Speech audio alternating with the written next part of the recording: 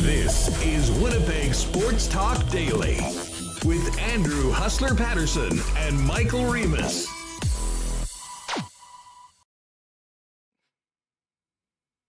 Happy Friday, y'all. What's going on? Welcome to Winnipeg Sports Talk Daily. Andrew Hustler Paterson along with Michael Remis. And lots to get to today. Trotz Watch continues. Some interesting reporting from a number of members of the Winnipeg media. We'll get to that coming up in just a minute. CFL Week 2 got going last night with a wild finish between the Argos and Alouettes. And it's Blue Bomber game day. Ed Tait will join us from the nation's capital before the 6:30 start tonight in the rematch of last week's Bomber win at home. Now off to Ottawa for the rematch. Eddie Tait, as we mentioned, and lots of hockey talk. Sean Reynolds of Sportsnet and Kenny and Rennie fame is going to join us from Denver at the Stanley Cup Final, as will Dave Pagnotta of the fourth period. It's Friday. You know what that means, too. We'll finish it up with a big marble race at the end of the program. Hey, before we get going and bring Michael Remis in, I want to thank all the sponsors that continue to make Winnipeg Sports Talk happen each and every day, including our friends at Vita Health, F Apparel, Aikens Lake, Wallace & Wallace, Culligan Water, Manitoba Battery, Royal Sports, Breezy Bend, Not Auto Corp, Little Brown Jug Brewing, Princess Auto, Boston Pizza, the Nick and Nicky DQ Group, Assiniboia Downs Canadian Club, and of course our betting partners over at Coolbet Canada. We'll hit the lines a little later on and let you know how things are shaping up for tonight's rematch between the Redblacks and the Winnipeg Blue Bombers. Let's get this Friday show going and get Remis in here. What's going on, dude? Yeah. Feeling good, ready for the weekend. It's supposed to be a hot one. Gotta make sure you stay hydrated out there. But I am fired up for the Bomber game tonight. Rematch against Ottawa, right? Isn't that what we're all here for? Well, I mean, I'm definitely here for that. Yes. I will also be here for a little Barry Trotz talk, which obviously we're going to dive right into. But I'm also here for the weather this weekend. As you mentioned, glorious day today, literally perfect, sunny and 26 or 24. Going to get to 26 tomorrow. But that Sunday afternoon is going to be the heater, 35 and sunny. And, dude, it has been, well since last year since we've had anything remotely close to a 35 and sunny day. But the wait, I think, will be worth it for what's going to be a real nice weekend. I guess the big question is that in addition to gorgeous temperatures and a beautiful environment, will we have some big news on the coaching front for the Winnipeg Jets? Because it does seem like this weekend will be incredibly key as to whether the Winnipeg Jets will be able to convince Barry Trotz to take their head coaching job. And from all the reports we're hearing, this, the meetings will continue to take place. They've circled back. Most of the other jobs have sort of been taken or accounted for. And it's down to see whether the Winnipeg Jets can get Barry Trotz and whether Barry Trotz wants to return to coaching. But certainly from a Jets fan and someone that has from the start been somewhat invested in hopefully getting the number one choice on the coaching vacancy list for Winnipeg. Some pretty exciting news right now that certainly got a lot of people buzzing last night. Yeah, at first, he got fired, and then a week later we heard there was a meeting, and then it got kind of quiet. And then we had started to hear reports that they were looking at other candidates, Scott Arniel, Jim Montgomery, Pascal Vincent. And then, some of the jobs dried up. John Tortorella hired in Philadelphia. That just got announced. The other one was Bruce Cassidy hired in Vegas. So, two potential destinations checked off, including a reporting that, who is that? Anthony Sanfilippo saying that Trotz turned down $7 million to coach the Flyers, which, as you just showed, it makes your eyes want to pop out your head. But we did have a bit of a bomb last night or yesterday afternoon from Mike McIntyre writing, the Jets and Barry Trotz are inching closer to a union that would appear to be a match made in hockey heaven. Additional talks ongoing. The next few days could be critical. The Jets have made, this is just Mike's reporting, me paraphrasing, the Jets have made Trotz priority number one. They did interview him May 17. Trotz did speak with Vegas and Philadelphia, who have moved on. Down the road, we all know Trotz wants to get into management out of coaching. I thought this was interesting from Mike. Money will not be a sticking point. And they're slated to meet over the weekend. And we see everyone coming in here, everyone in the chat saying, hey, you know, he just bought a house in Nashville, right? And Elliot said that, I think. That's my YouTube commenter. Didn't we do our Nashville real estate update yesterday on the program? Yeah, we did the Nashville real estate update, and apparently there's nothing to see here. Nothing to see here. That's what we're saying. And what else do we have? We have Paul Friesen is getting in on the reporting too. He says Barry Trotz impressed with Jets management and ownership. Murat reporting. There are reasons for the Jets to be optimistic, basically confirming Mike's report. And then also saying, hey, if it doesn't work out, Jim Montgomery would be a contender. And then we did have another thing today, just wrapping this all up into a nice little bow.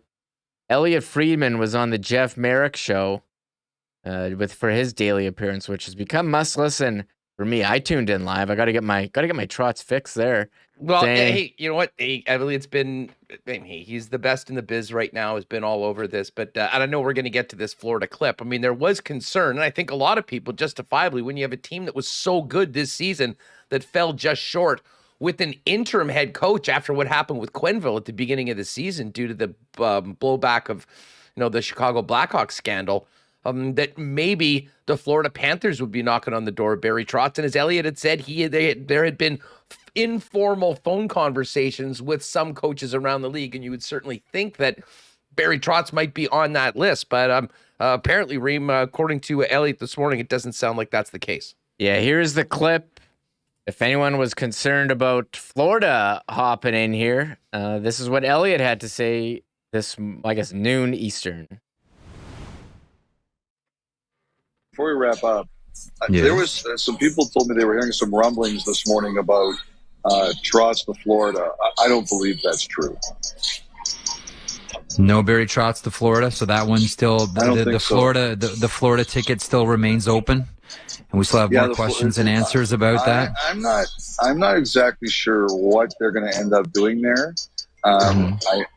But I do think, like I said, I do think they're talking to coaching candidates. I do. But I don't. It's like someone said this morning. Did you hear a rumor about Trotz in Florida? I don't think that's the case. All right. Well, you can all sleep easier knowing that the Florida Panthers won't be snagging Barry Trotz, according to Elliot Friedman. And at this point, Remo, I think it's pretty clear. Certainly from people that I'm talking to right now, that it sort of does seem like it's Jets or bust for Barry Trotz. I mean, I think that, if he's coaching this season behind a bench of a National Hockey League team, barring any strange last-minute changes or developments, I think it's Winnipeg. And listen, Barry Trotz has obviously already had plenty of opportunities, and we mentioned the offer that he turned down with the Philadelphia Flyers, which, if I'm not mistaken, would have made him the highest paid coach in the National Hockey League. Correct me if I'm wrong. I don't know if anyone's making more than $7 million right now on the bench of an NHL team.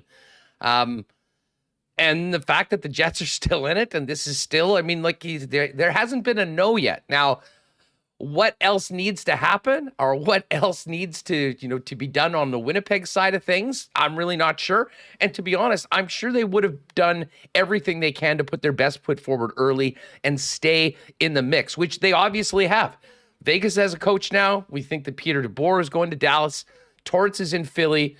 I haven't heard much on Detroit, but it doesn't seem like that's a situation that Barry Trotz would probably want to be going into for what we expect to be his final head coaching gig in the National Hockey League. So that leaves the Winnipeg Jets, and it leaves a weekend where people are going to be kicking it outside, enjoying the sun, but probably paying very close attention to their feeds to see alerts on from all the insiders. I really do hope whatever happens, well, obviously I hope Trotz gets hired, that we get the Weeks bomb. It needs to be broken by the People's Insider, Kevin Weeks, and that will go down potentially as one of the great Twitter moments of Jets history, if in fact it does. Oh, who do I want to break a potential hiring? Do I want to see well, he did do a video yesterday about the Tortorella contract, and he didn't say What's going on, you NHL fans? So I was heartbroken. But the thing is that he was on TV. He was on TV. Someone was recording his report, and then he put it out. But I tweeted him back. I said, hey, it just hits different when we don't get the what's going on, you NHL fans. So it would be great. What's going on, you Winnipeg Jets fans? People would completely lose it. If Week said that, yeah, I'm here for. I want to keep it local. We're a local show. I mean, if I think someone said to me that this is how I want it to be broken. I want Ken to write a column about the Stanley Cup Final, Game 2, and then have him like hide it in a paragraph in the middle. Oh, by the way, like the Jets Chevy are gonna extension. hire. Yeah, exactly. If anyone doesn't remember, incidentally, the general manager just signed a three-year extension. Someone wrote in our YouTube comments, "Why do all these stories be broken by Toronto?" And I'm like, that's not true. Jason Bell broke one, and Ken broke the Cheveldayoff 3-year extension.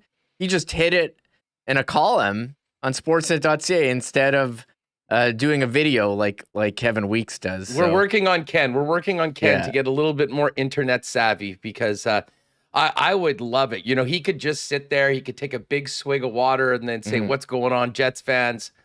Ken Wiebe here. I've got some breaking news. Hey, I'll take it from anyone right now. The bottom line is, and listen, the insider game is a weird one.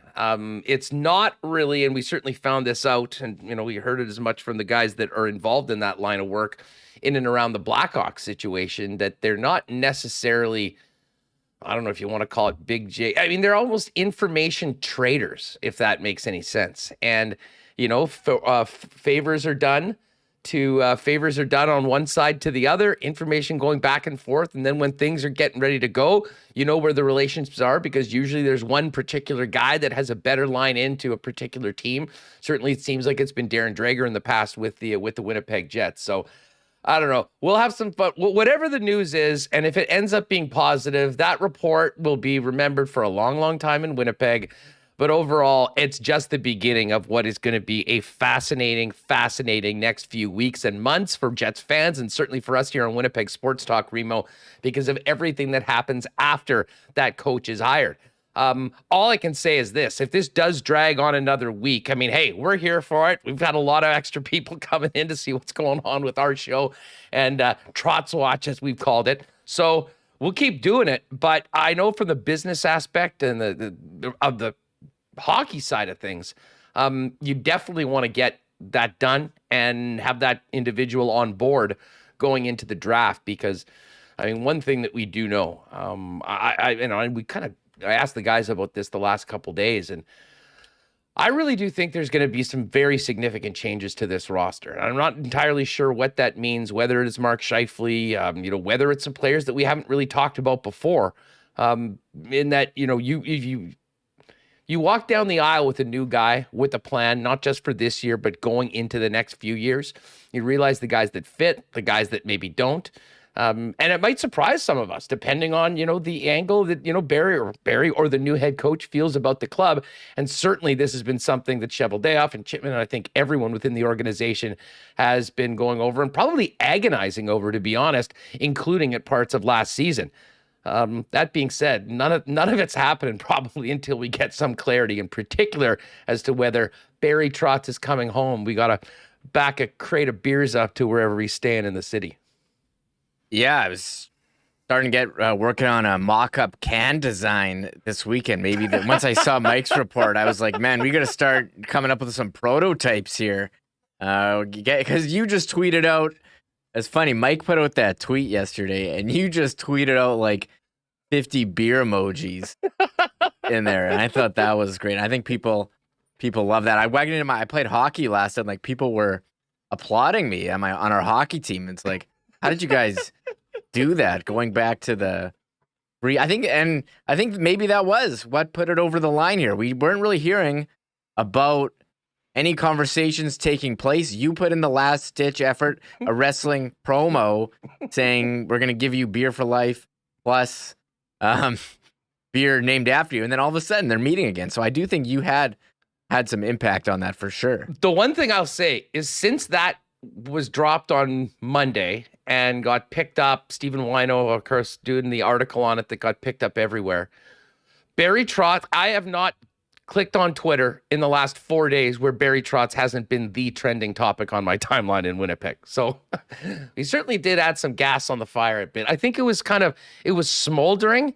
And then the minute we started having fun with the beer offer, I think a lot more people started paying attention and it went on a little bit of wildfire. And we can only hope that maybe it helps a little bit. The one thing I'll say, if I'm Barry Trotz and I'm sitting back and I see that and I see the reaction from Winnipeg Jet fans in this community, I don't know. I mean, some people might say, oh, geez, it's a little much, but he's from here. I think he knows how important this team is to this community and to the fan base. And hopefully it's something that, maybe makes him even more excited to be a part of what would be a turnaround that would mean so much in and around here. Lots of work to be done for sure. But first things first, the work that's got to be done is figuring out a deal and getting his name on a contract. And, I don't want this to sound like it is imminent, because I think if you read Mike's reporting as well as Marat and Paul Friesen, none of them are saying that this is a done deal, but it could be. And it does sound like in the very near future, potentially over the course of this weekend, they'll be breaking it down. And maybe we will have some good news. And the end of Trotz Watch, which I'll be sad about at some point, Remo, because as we mentioned, it's been good for business, as they say. And welcome to everyone that maybe found us over the course of the last little while. Hopefully you're joining us on a daily basis. And while you're here, welcome everyone. Hit that red subscribe button. We're here every Monday to Friday, 1:00 p.m. live on YouTube, and then we'll crank it out your podcast feed in time for your drive home if you're unable to join us live. It will be a sad day when Trotz Watch is over, but if it ends the right way, as I said, it'll just be on to even more exciting things over the course of these next few weeks, especially with Draft Dream. And we are not that far away. Yeah, and I know Trotz Watch is going to come to an ending as soon as that's what we're being told, that a decision could be made next week. However, after that, Trotz Watch over, just change the sign. We're going to be on Dubois Watch as he's an RFA and that contract negotiations. We're going to be getting so many updates on that, as well the NHL draft. A lot of stuff. Actually, I did tweet out. So I was listening to the Friedman appearance on the Merrick Show, and I tweeted it out. Where is it? I tweeted out the quote that we played earlier, and some guy responds, Colin says, "It's about television ratings, drama, draws, and viewing." I will say this. The day he got fired, we did a show and had like double the number of people. We didn't even have to do anything. Yeah, no, and it wasn't people like, were interested. Barry Trotz is fired. We just started, and you just knew that people would give him ear, especially Jet fans. I would have done the same thing if I was on the other side. Hey, by the way, big shout out to our guy Kenny's water bottle. Thanks so much. Huss and Remis, you guys keep doing great work. Here's a little something just for looking good, boys. Happy Friday in the super chat. KWB, you're the best, man. Yeah. Thank you very much. So, Remo, I mean, we're going to get into this with Rennie. I'm very much looking forward to hearing from Sean and Dave, who are there at the Stanley Cup Final, where I'm sure the Winnipeg Jets are not at the top of the list of what everyone's talking about, but with a couple extra off days and this news percolating around, I wouldn't be surprised if it is one of the top topics around it. Certainly for a guy like Sean, who will be talking with people in the other markets. And we'll see what people are saying in and around the Cup Final on that. And certainly Pagnotta's got a good ear to the ground as it pertains to, all the moves with what's happening in the NHL. By the way, we should maybe mention, you kind of said it is official right now. We wanted to kind of wait to get into it, but Torts is back on the bench in the National Hockey League, coaching the Philadelphia Flyers. John gets a 4-year deal. And you sent me that earlier today. I was just thinking back to our first interview with Matt Calvert, who was talking about playing for Tortorella back in Columbus.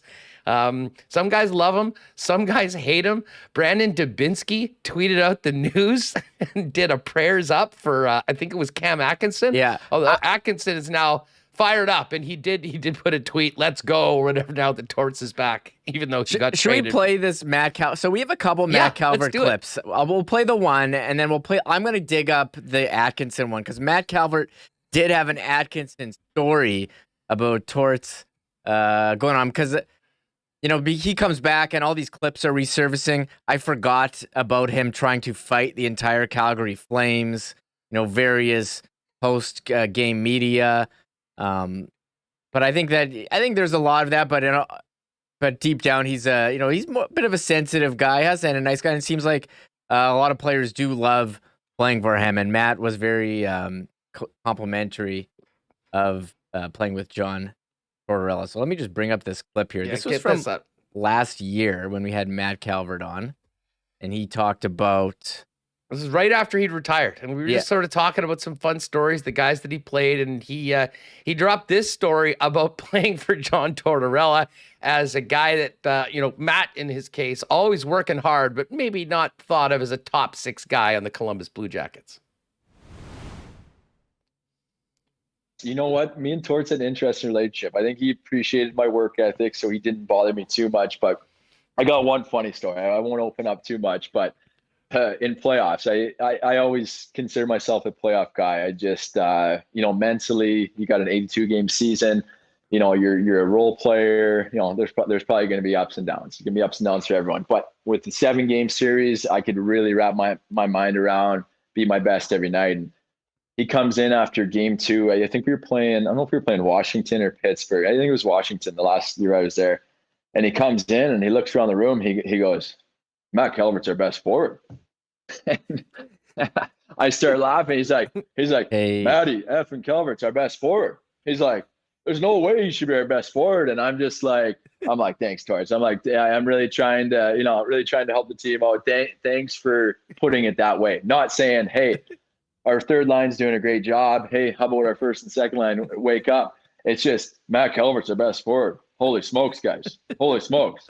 Walk around the rope. And I'm just like, that's the stuff with Torts. It's like, sometimes I don't think he has a filter, and stuff like that might rub you the wrong way, but he says a lot of funny stuff.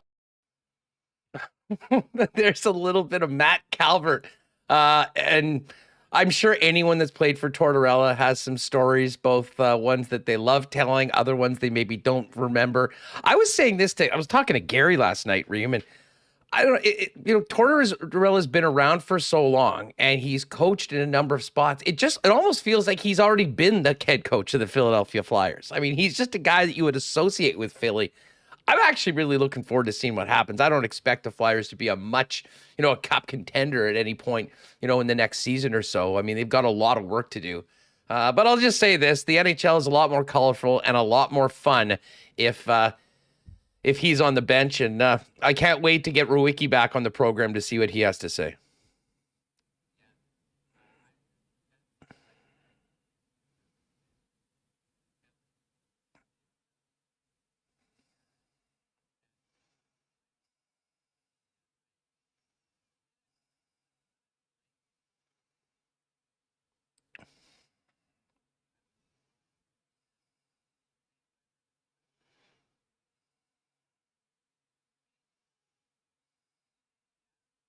Oh, God, I've been muted this whole time. It does seem... Sorry, I'll go back. It does seem like John Tortorella is a perfect fit here in Philadelphia. It seems like he's already almost coached them. Just his attitude, the way the Philly fans are. So, I agree, a great fit. We'll see how he interacts with Gritty. Back to the NHL. We did have some other moves yesterday, and I was surprised to see this. Shea Weber's contract being moved to Vegas from Montreal. Weber on LTIR, and getting back Evgeny Dadonov, who Vegas tried to dump to Anaheim at the trade deadline. But he, of course, it was a big dilemma about who he had on his no-trade list. He did have Anaheim on his no-trade list, so he blocked it. But Anaheim, their social media team was on it yesterday, right after the trade, tweeting at Vegas, "You sure that you've traded him to Montreal?" I don't know if you saw that one. Hustler. So I sure did. That was outstanding work on on behalf of the Ducks. And that's an interesting trade. I mean, essentially it's obviously cap space related. And I do know that I think Weber's salary this year is $3 million. And then he'll end up being $1 million for the final 3 seasons, but a $7.8 million cap hit. So you could just imagine what's going to happen here. Vegas will go through this season with Shea Weber on the books, and, they'll utilize that for LTIR. And then I would be stunned if that contract isn't traded to either Ottawa or Arizona or one of these teams that needs to get to the floor, and they'll love that deal because they only have to pay $1 million of it, and it counts as $7.8 million to get up to the salary cap floor. Yeah, we'll wait and see what happens. I think Vegas is trying to free up some salary. We know that they wwere up against it last year, and Dadonov's, he signed with Ottawa, traded to Vegas. Now he's on to Montreal. I know Elliott was asked on the Jeff Merrick show if Dadonov did have to waive his no trade clause to go to Montreal, and he was given a no comment if Montreal was on the list, because everyone's like, what, you have Anaheim on your no trade list and not Montreal? So I don't know what to make of that. It's possible that he kind of felt like, Vegas doesn't really want me here and was willing to just go. But I'm curious what Vegas is going to look like next year. You look at their team, Riley Smith is a UFA, I believe. So we'll have to wait and see what they look like with new coach Bruce Cassidy. They may have been in the playoffs. They didn't have so many injuries. I'm sure Gary Hollis would tell us that, but it was definitely a disappointing year for them. You mean Gare Bear? Gare Bear, yeah. Shout out to Stormy Bonatoni, who came on yesterday and gave us the gift that was Gare Bear. We might have to call him up to have him on the show. Well, I just let him know that, hey, listen, we had Stormy on the show yesterday. She was wonderful and said that she misses Gare Bear. And he will forever be referred to as Gare Bear on Winnipeg Sports Talk from here on in. By the way, a little bit of a change up. We're going to have Ed Tait join us in about 25 minutes. Okay. Eddie kind enough to make that move. And I think we're going to bring in Rennie earlier because he has the Lightning skate coming up in Denver ahead of tomorrow's Game 2 of the Stanley Cup Final. So, Reem, if you want to let Ren know we're ready for him. And then we'll have a little bit more from Denver later on this afternoon when Dave Pagnotta of the fourth period joins us. One of the things we'll be getting to with Ed, of course, is tonight's Winnipeg Blue Bomber game, the rematch between the Redblacks and the Blue and Gold, but also last night's game. Anyone see Andrew Harris last night? Remember we said that he looked like he had a chip the size of a boulder on his shoulder? Well, that's exactly what happened. The dude had 40 yards rushing the first two possessions for the Argos, ended up with 87 on the ground, I think another 20. That being said, the Argos incredibly fortunate that one of the worst choke jobs on a game-winning kick was fumbled. So we'll hit all of that coming up. But just we've switched things around. We're going to get Sean Reynolds in right away. Hey, do want to thank our friends at Vita Health for their great support of Winnipeg Sports Talk. Of course, Vita Health has great prices on Winnipeg's best selection of natural and organic supplements, beauty products, and groceries. And delicious lunch options, Vitamarket, salad, soup, sandwiches, and more. And great barbecue options with delicious lean bison steaks or chicken. But make a note, folks, a week tomorrow, June 25th, 11 to 1 at the Linden Ridge location at 1751 Kenaston. Big barbecue. Bring the whole family, face painting, games, product samples, and a free lunch. Vita Health, empowering people to lead healthy lives. 7 Winnipeg locations, including the newest store in Linden Ridge. And check them out online at myvita.ca.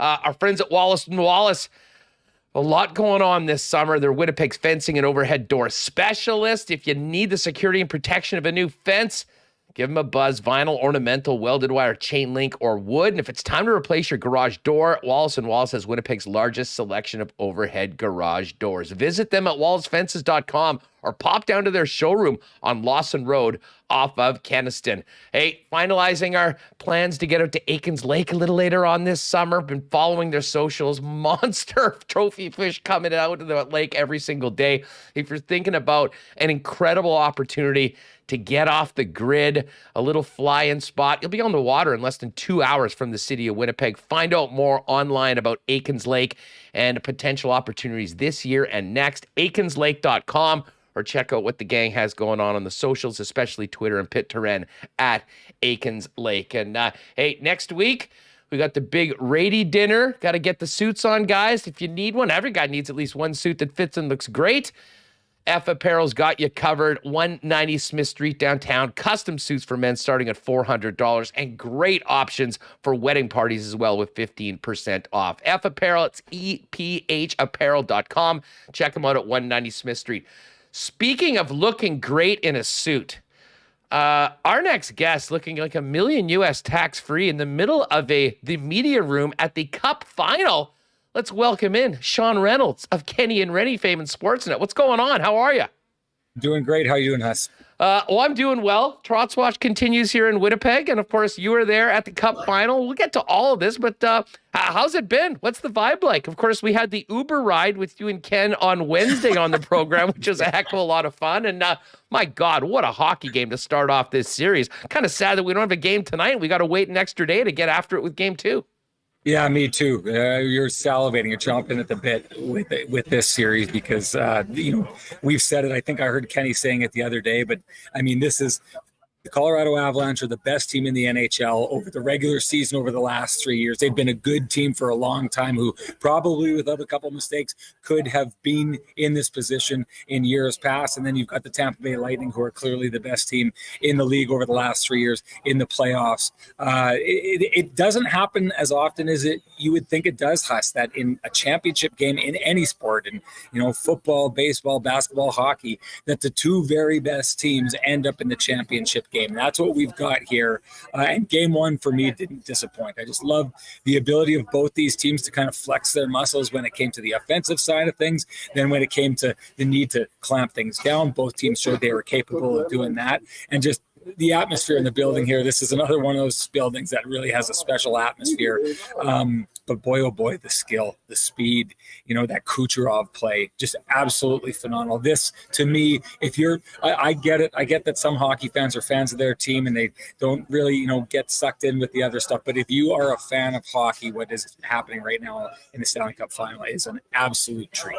Yeah, you're exactly right. And I can't think, this might be as compelling a final matchup as we've had maybe since, Pittsburgh and Detroit going back to back in 08, 09.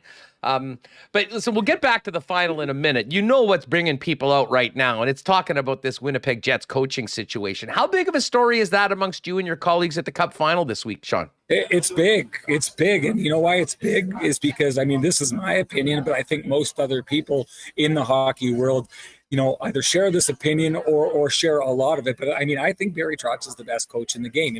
Heads up to, John Cooper, who does phenomenal work. No disrespect to him. But I take a look at what Barry Trotz was able to do with that Islanders roster. And I always joke, it's like, he took a Ford Taurus and drove it compared to John Cooper driving a Ferrari and almost beat him across the finish line, right? Barry Trotz is a big deal because he's one of the best, if not the very best, at his job. So if Winnipeg were able to land him, that would be a phenomenal story. But yeah, everyone's talking about it down here. And there's a lot of things pointing towards it. One, I gotta give you props for everything that you guys did with Little Brown Jug. That's a big story down here. People are talking about Trotz, but people are talking about that. Went to a baseball game with Wino yesterday. He absolutely loved that story. Jumped on it right away. He said to me, "This is the perfect internet story," and it was, because it spread like wildfire. I'll say this: I think that we're getting close to a conclusion. I wouldn't be surprised if this thing is over in the next 10 days or less. And from everything I'm feeling, I think Winnipeggers have reason to be excited. If you've got champagne, keep it on ice, people, because I think that there's high potential for Barry Trotz to come to Winnipeg. Well, for sure. And what's interesting is through this, I think I certainly thought that, Barry Trotz was sort of the kingmaker of the entire coaching carousel, if you want to say that. And it was weird. We kind of went through a couple weeks where everything was quite quiet. We knew Barry was talking to a number of teams, and it sort of felt like, okay, we're going to find out where Barry Trotz is going, and then the other dominoes will fall. But that hasn't been the case, Sean. Bruce Cassidy's in Vegas now. Torts has been hired in Philly. We're hearing Elliot Friedman even more definitively say he believes that Peter Boer will be the next coach of the Dallas Stars. I don't believe Detroit is really in the mix for Barry Trotz, and we've heard that the Boston Bruins are interviewing 5 candidates, none of which are Trotz. So it sort of does seem like if Barry Trotz will be a head coach in the National Hockey League next year, it's going to be here in the Peg. Can the Winnipeg Jets get it done? And God knows it would be fascinating to find out what they're actually still talking about or what they're circling back on. But it's clear that the Jets are still in it.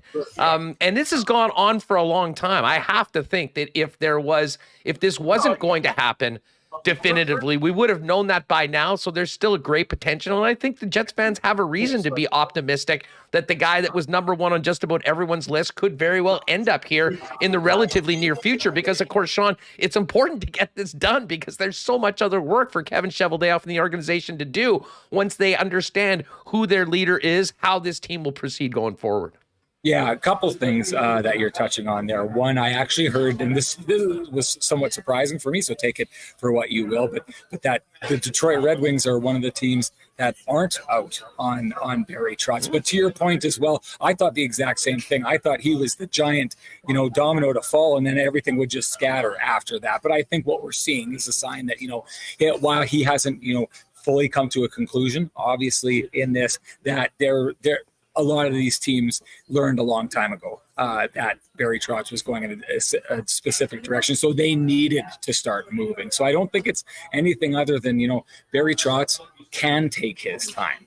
He can do this slowly. He's the guy that doesn't need to worry about, playing a game of musical chairs and there being no seats left. They're going to keep the music going in a lot of cities until he decides to have a seat. So there's no reason for him to rush. Now, if you're Winnipeg and he ends up going there, it's probably led to a little bit of stress.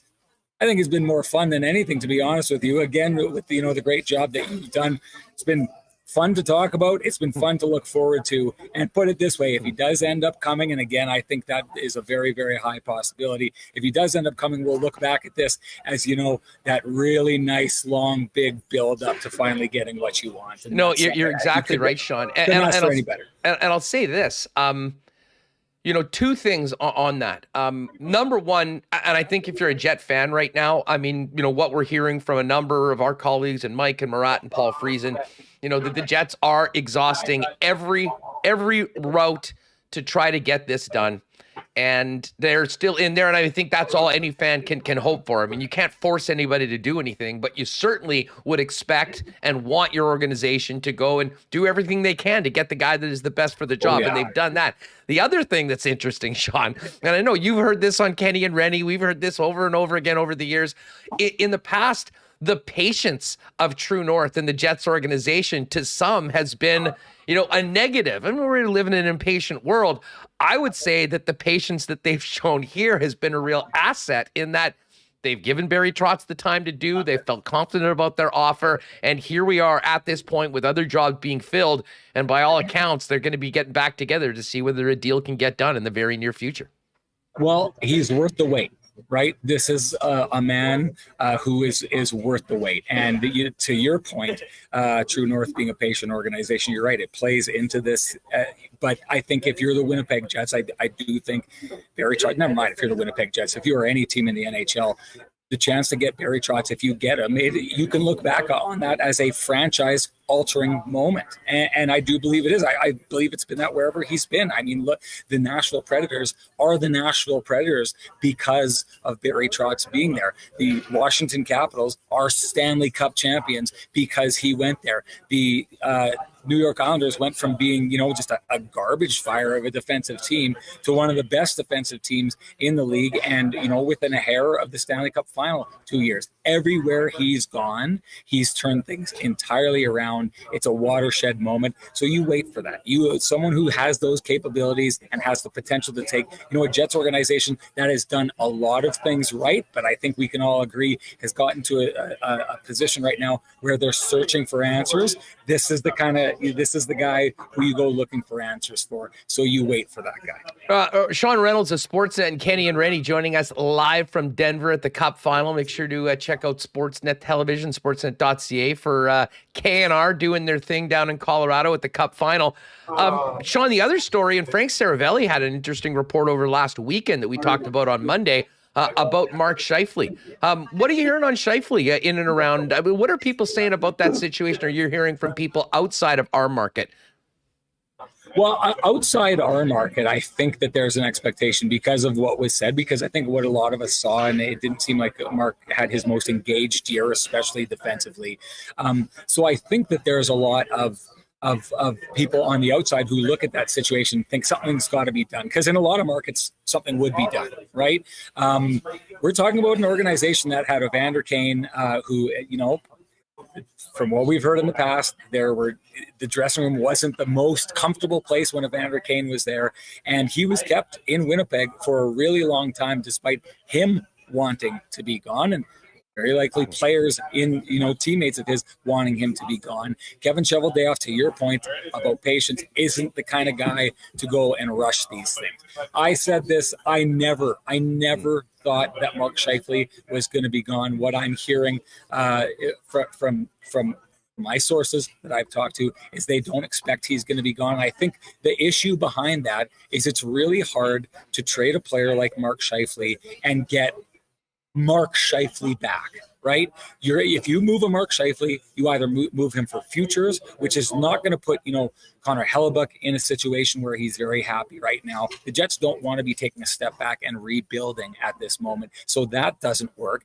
And then if you can't trade Mark Scheifele for an equal superstar who's just not in a good situation, kind of like you did with Pierre-Luc Dubois and Patrick Laine, two players the same age, very good skill sets, either of them, not happy with their situations. So you flip-flop them, right? I'm not looking around the league and seeing that player that is the equivalent of Mark Scheifele who wants to get moved. So then the only other way that you can trade for that is by volume, by getting a whole bunch of pretty good players for a star player. I don't think the Jets think that helps them. I don't think it would help them either. So I just don't think it's a situation. It was never easy to trade Mark Scheifele. It's easy to give a guy away. It's not easy to trade a guy and get what you need back in a situation like this. So I never thought that was going to be happening. From what I'm hearing, I don't expect it to happen. But I'll say this: when you're down here and you know what these are like, I say every journalist from everywhere is here, and we get to talk, and it's so much fun, right? Like in the room, I'll get off here and I'll go and I'll chat and I'll hear this and I'll hear this and I'll hear this. People are interested in the Mark Scheifele situation. I just think that there's more interest out there, more buzz out there than what's actually happening. I think we'll see him in training camp. Well, let me ask you this then, Sean. How different do you think this roster looks next year? Like when they drop the puck? I mean, this was a real disappointing season. I don't know anyone that doesn't think that there are some changes that need to be made. And as great as Barry Trotz is, I'm not sure you just simply change the coach and do a complete 180. Where are you on that? I mean, do you think there will be significant moves, or especially if Trotz is the coach, do they somewhat stay the course with the personnel that they have and see whether they can come in with a new atmosphere and attitude and a new leader and try and have very different results than the ones we saw last season? I don't expect major changes at all. Now, I think if they could make some moves work, and listen, we saw Kevin Cheveldayoff. Now, however it turned out, him getting Brendan Dillon and him getting Nate Schmidt, if you remember back when he got those players, it was almost impossible to get defensemen without overpaying in a massive manner. And he went out and got two guys to plug the holes that he thought needed to be plugged. And he did it, with cost assurance, with lockdown contracts. It was brilliant GMing. Now, you can debate how well those two players worked out, but the GMing required to bring those players in was brilliant. So I could see them looking around and trying to make some moves, maybe moving some guys to open up space for some young guys to move in on the back end. I think they need to do work on their fourth line. I don't think they're going to be doing much work with the core, but I'll say this. Everything that I'm saying to you right now, I say based on what I know of True North and Kevin Cheveldayoff and how they've conducted themselves in the past. If Barry Trotz comes in, everything could be out the window, right? You could have someone come in who's got a very different philosophy than we've seen so far. And if you're bringing in Barry Trotz, you're bringing him in to kind of find out what he thinks you need to do. So if he goes in a departure, things could change very much. So right now, I say I don't expect a lot of changes. Towards the end of the season, I remember I was talking on the radio in Toronto, I was talking with Nick Kiprios, and he said, when they blow this thing up, what's going to happen? I said, I don't think they're blowing it up. And as of this moment, I don't think they are. But the wild card is if Barry Trotz comes in here and Barry Trotz wants changes, Kevin Cheveldayoff, I think, has been an astute GM who can make moves when they need to be made. I think he likes to be cautious. But if Barry Trotz comes in and says, I know you know how to do this dance, let's go get something, that could change everything. Hey, in your opinion, how different is Wheeler's situation as opposed to where Mark Scheifele's at right now? Entirely different, because I think, Mark Scheifele, if you were able to move him, is a guy that a team would be looking to invest in, elevate the parts of his game that haven't been as elevated, continue with his ability to score the way that he's scoring, and then maybe kind of woo him to stick around and go forward. I mean, he's the kind of player that a lot of teams would like to build around if you can get the best version of Mark Scheifele. So Mark Scheifele, in my opinion, is still on the way up. I've said this before. I think Blake Wheeler, especially offensive production-wise, has been able to do more than I thought he would be able to do at this stage, but he's got 2 years left on a contract. I think he's 36 this upcoming year. He's father time wins all battles. That's where you can expect he's going. So I think their contract, despite the fact I think they're two players that, have kind of come hand in hand, and we've kind of thought of their situations as being the same, and they have for a long time. That road to me is diverging. It's going in two different directions. And if basically you're asking about the potential to move Blake Wheeler, I mean, I think there's only, I'm taking a look around at where you could move that contract, and I think there's very limited options. But that said, down here, talking with a lot of the people, that one same option, I'm sure you can guess what it is, keeps coming up over and over and over again. The issue with that is if there is only one option, you're not in a very good position as the Winnipeg Jets if you are trying to make that move and you only have one dance partner, because competition makes deals better, and I don't believe there would be a lot of competition for those services. Yeah, no, exactly right. And I think, they're the biggest difference between the two players. They both have 2 years left on their deal. Blake's making more than Mark. But the fact of the matter is, anyone that would be trading for Mark Scheifele is looking for a player that could come in for 2 years and have an extended run as being, a top flight center for their club. Whereas Blake's situation a little bit different, and to their divergence paths. I mean, I think that sort of started happening under Dave Lowry, because at the end of the year, it was very interesting, Sean. We've spent enough time talking about what Mark Scheifele said and didn't say and the way that he looked. Blake seemed like he was having fun playing with Paul Stastny and Nikolai Ehlers towards the end, and even said, I kind of wish that we had some more games because this was great. And certainly his attitude and just the way I think he felt, at least at the end of the season, was in stark contrast to Mark. Although when you're talking about changing the chemistry, the culture, the leadership group of a team, it's obvious you start with the two guys that have been the culture carriers, if you will, for the better part of the last half dozen years here in Winnipeg. To your point, what I thought when towards the end of the season you saw that line and the fun that they were having and how they were doing, I just thought, what a waste of so many years that there was. And I don't say that there wasn't great accomplishments by Wheeler and Scheifele together, but there's so many different interesting players on this Jets roster that I think fans, other teams, we journalists would have loved to have seen all these different players playing with each other. And I just thought, you take a look at, two players like Stastny and Wheeler who are in their mid-30s. A lot of people would say that shouldn't work. It did work. Nick Ehlers adding him to that line, that works.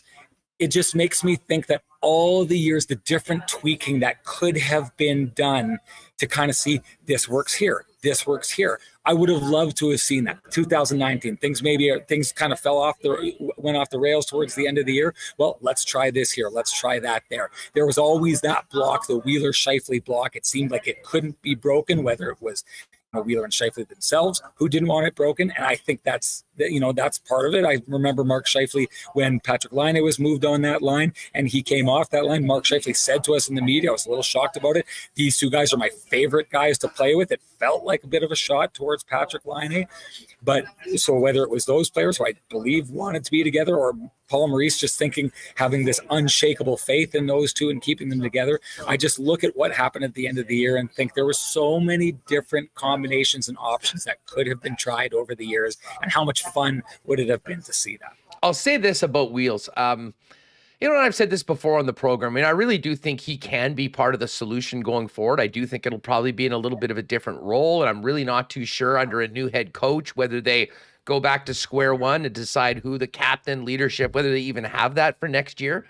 But the one thing I will guarantee is that if Barry Trotz gets hired, and we might not have the big shakeup amongst, the star players and Mark Scheifele, there will be the third and fourth line for the Winnipeg Jets will look significantly different. Mm-hmm. And many of us have talked about Blake Wheeler playing in a third line role. I think he's a guy that can be a very effective middle six guy, even at this point. I am quite intrigued on what a Wheeler role in a Barry Trotz system would look like, because despite the fact that, yeah, he's a little older right now, a lot of the things that he does and has done consistently well for a long time, I think sort of play into the style that Barry Trotz wants if you have buy-in from the other guys out there on the ice with you at the same time. Yeah, I would agree. And I think that it's one of those things that, the Jets are clearly an organization that want consistency, right? They've wanted that for a long time. I think that they wanted, to go 15 years with Paul Maurice behind the bench and have success, right? And I think that they want, they've clearly shown that with Kevin Cheveldayoff. They want to make it work with Kevin Cheveldayoff. And I'm not saying that it can't work like that, because John Cooper is the perfect example of, one voice for a really long time, and they just keep getting better and better and better and better.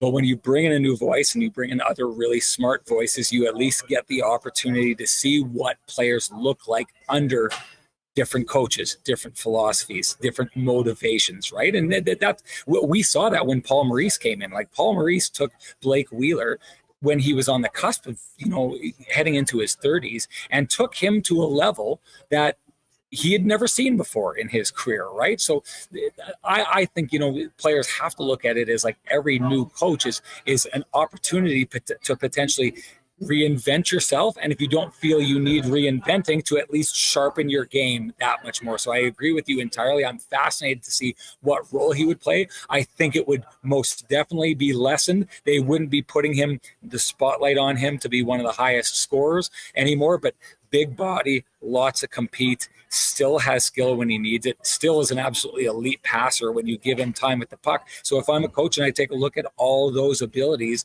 I think I can build a game plan around that. And the one thing about Barry Trotz is I think he's a team first guy, which he should be. Team first, you got to do what's right for the team. But I also think he likes to dig into each player and say, what can I do to elevate this player? And it would be fascinating to see how he handled Blake Wheeler, even at this age, but with all those abilities, it would be interesting to see. Sean, this has been awesome. We're going to talk Bombers with Ed right away. Just very quickly on the way out, tomorrow night's game, Tampa even it up, or do you think it heads to Florida with the Avalanche up 2-0? I think the Avalanche go up 2-0. But I mean, every time I say that, I just keep looking at this Tampa team. Every response they make to a loss is the right response. Like, you look at the way they talk to us in the media after they lost that game. That's not a team that's worried they're going anywhere, and they're not. So, but I've said it since the beginning of the year. I thought Colorado was going to win this. I think Colorado's just on another level speed wise, and I like their response as well. These are two teams that are mentally strong, physically strong. They're bought into their systems. It's going to be great hockey, but yeah, I think they're going to go up 2-0.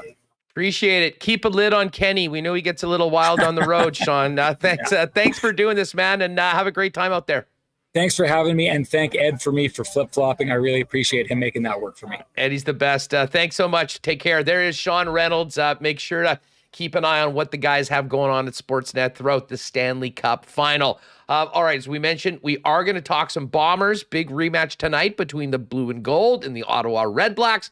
We'll do that with Ed Tait right now. We will talk more hockey and head back to Denver later on in the program. Dave Pagnotta of the fourth period scheduled to join us. Just before we get ready to talk Bombers, a big thanks to the gang at Culligan Water for their support of Winnipeg Sports Talk. Culligan Water, the water experts for over 65 years here in Winnipeg and southern Manitoba, is a family-owned business. They've got you covered with everything you need water-wise: softeners, filters, bottled water coolers, drinking water systems, and city-wide water delivery services, not to mention commercial and industrial water products and solutions. Whether it's for the home, the cottage, or the office, Culligan's got you covered. Pop down and visit them at 1200 Sargent Avenue or online at drinkculligan.com.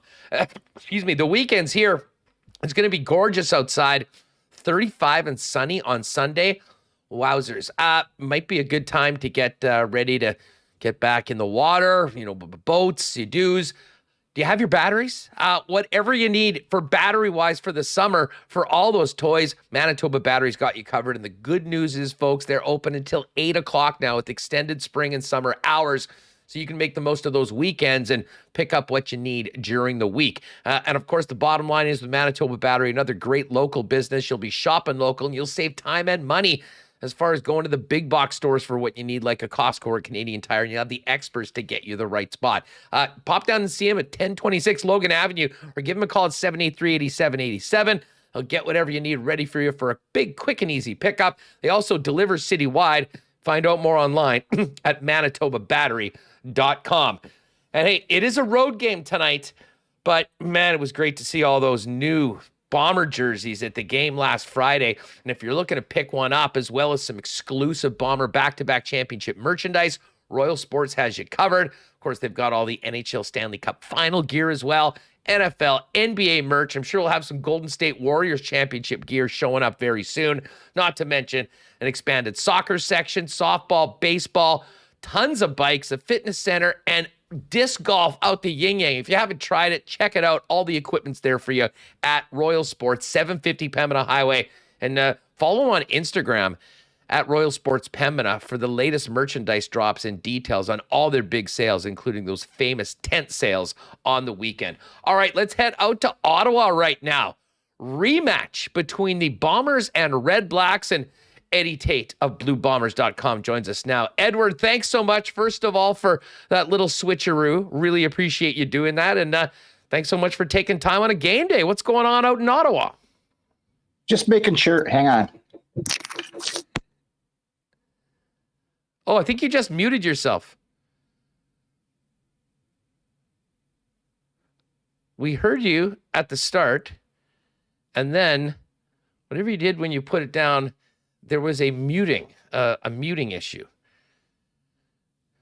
You want to maybe why don't you pop back out and then just pop back in, Ed? And I think it'll be good if you reconnect. That's weird. Yeah, you know what? Just pop out and then pop back in, and I think we'll be good. Of course, Ed, there for the Bombers. It's a 6:30 start tonight. Of course, the game's on TSN. First road regular season broadcast for Derek Taylor. I'm actually going to be doing some driving tonight, so I think we might be catching quite a bit of the game with the DT on CJOB. If you missed the game last night, another thriller, man. The Thursday nights so far through this first couple of games of the season have been unreal. One of the worst missed field goals you will see was the end of the game last night. But we're more focused in on the Bombers in Ottawa. Eddie, can you hear us, and can we hear you? No, we can't. That was very weird. Remis, do you have any thoughts on this? What may have just happened? You're the tech guy around here. He's back. Hold on. How about now, Ed? Ed, give us a 1-2. That's weird. I don't know what happened. It was working before. That was bizarre. We were hurting him. He took the headset out, and then all of a sudden we couldn't hear. I think we got him now. Okay, perfect. Eddie, can you hear us, and can we hear you? I can hear you. Can you hear me? Beautiful. We're in business. We are in business. My bad. I got to tell you, I tried to put the headphones in because we checked in here yesterday, and this is not a good sign. The hotel gives you these little earplugs because there's construction going on right now. Woke me up at 7 a.m. after getting in a little bit later, and I was trying to drown it out by going on. Oh, did we just lose you again? This is very, very weird. That's something magically. It was like the minute you just touched the headphones, then it got muted. I don't know what the heck just happened. This is very strange. Very well, I'm going to let the CTO figure this one out. I can just phone him if you want. I guess that would be Ed, you know what? If you can. Oh, wait, Eddie, I think we can hear you now. I got you again. Okay, perfect. Perfect. We're back in business. All right. Apologies to everyone watching on the YouTube. Where sometimes these things happen when you're doing things live. So the construction's outside. You got up early, and now it's just now you're just waiting for kickoff tonight. Yeah, we went for a walk this morning to walk off some of the beverages we had last night, and there's construction everywhere. But yeah, it's one of those weird ones where we got to wait till 7:30 tonight it's a long game day. A long wait to kick off. So, but it's nice here. But they're saying it might rain here in a little bit, right into maybe kickoff. But we're hoping for a good night and a good crowd here in Ottawa. Absolutely. I mean, interesting rematch. I mean, we went through all of last season without seeing Ottawa and Paul Police, and now playing them twice in the first week of the season. The quirks of the CFL schedule. But we talked earlier. I mean, last week was a very interesting start to the season. Listen, good teams find a way to win, and that's exactly what the Blue Bombers did, with Drew Brown being the hero coming off the bench when Zach Collaros got yanked by the concussion spotter. But I mean, Ottawa, from their perspective, I'm sure was kicking themselves for a number of self-inflicted things that probably cost them a much better chance of actually winning the game. But from a Bomber perspective, Eddie, what did Mike O'Shea have to say, and how was practice this week? As I think the Bombers know they're going to need to be much better consistently this season to reach their goals. Well, you're right about Ottawa. Kind of a lost opportunity for them last week too, right? They had a real good chance to put the champs up against the ropes and didn't deliver the knockout punch. But in terms of the Bombers, it's been an interesting week. Right after the game, Coach O'Shea said there would be some hard conversations coming up, and I'm sure they had them on Saturday, Sunday, Monday, got back to practice on Tuesday. And one of the messages, and this is never a good sign, but when your coach and some of your players are talking about needing to be more physical, you know what that means to Mike O'Shea. He wants to pound people more at the line of scrimmage. And that's where things have to start to get better for Winnipeg. They didn't run the ball particularly well last week. But like you said, Huss, when it mattered, put together a drive led by Drew Brown to get it in position for Mark Leggio to kick the winning field goal. But a lot of things they have to fix. Jeremiah Mazzoli was far too comfortable in the pocket. They gave up over 380 yards passing, which that's a number that never even came close to last year, this defense, I mean. So there's things that they have to clean up. And I guess the silver lining is when you're cleaning those kind of things up after a win, it feels an awful lot better, because those hard conversations, as Coach O'Shea said, there would have been a lot more nasty to them too if it had been after an L. Yeah, no, there's no doubt about that. And we'll get to the defensive secondary and what happened and how they need to be better in a minute. But I'm sure a lot of it does start on the line of scrimmage. And from a defensive standpoint, getting Jackson Jeffcoat back in the lineup is a huge addition. How impactful do you think that will be in their ability to give Masoli less time to carve up the D and help the defensive secondary be in the right spot and not have so much time to have to chase receivers around? Yeah, it's massive. You know, I wrote this a month ago when we're starting training camp. You could make the argument that Jackson Jeffcoat and Willie Jefferson are the two best defensive ends on the field at the same time in Blue Bomber history. And what Jackson sometimes gets lost in the enormous shadow that Willie Jefferson casts. But Jackson Jeffcoat's a hell of a football player. And when you got that kind of pressure coming off both edges instead of maybe just one, it really changes things for a quarterback. And again, this is all about making Mazzoli squirm a little bit in the pocket, because his numbers last week were phenomenal. And the Bombers need to, even get their arms up to change throwing lanes and get the pressure from the edge.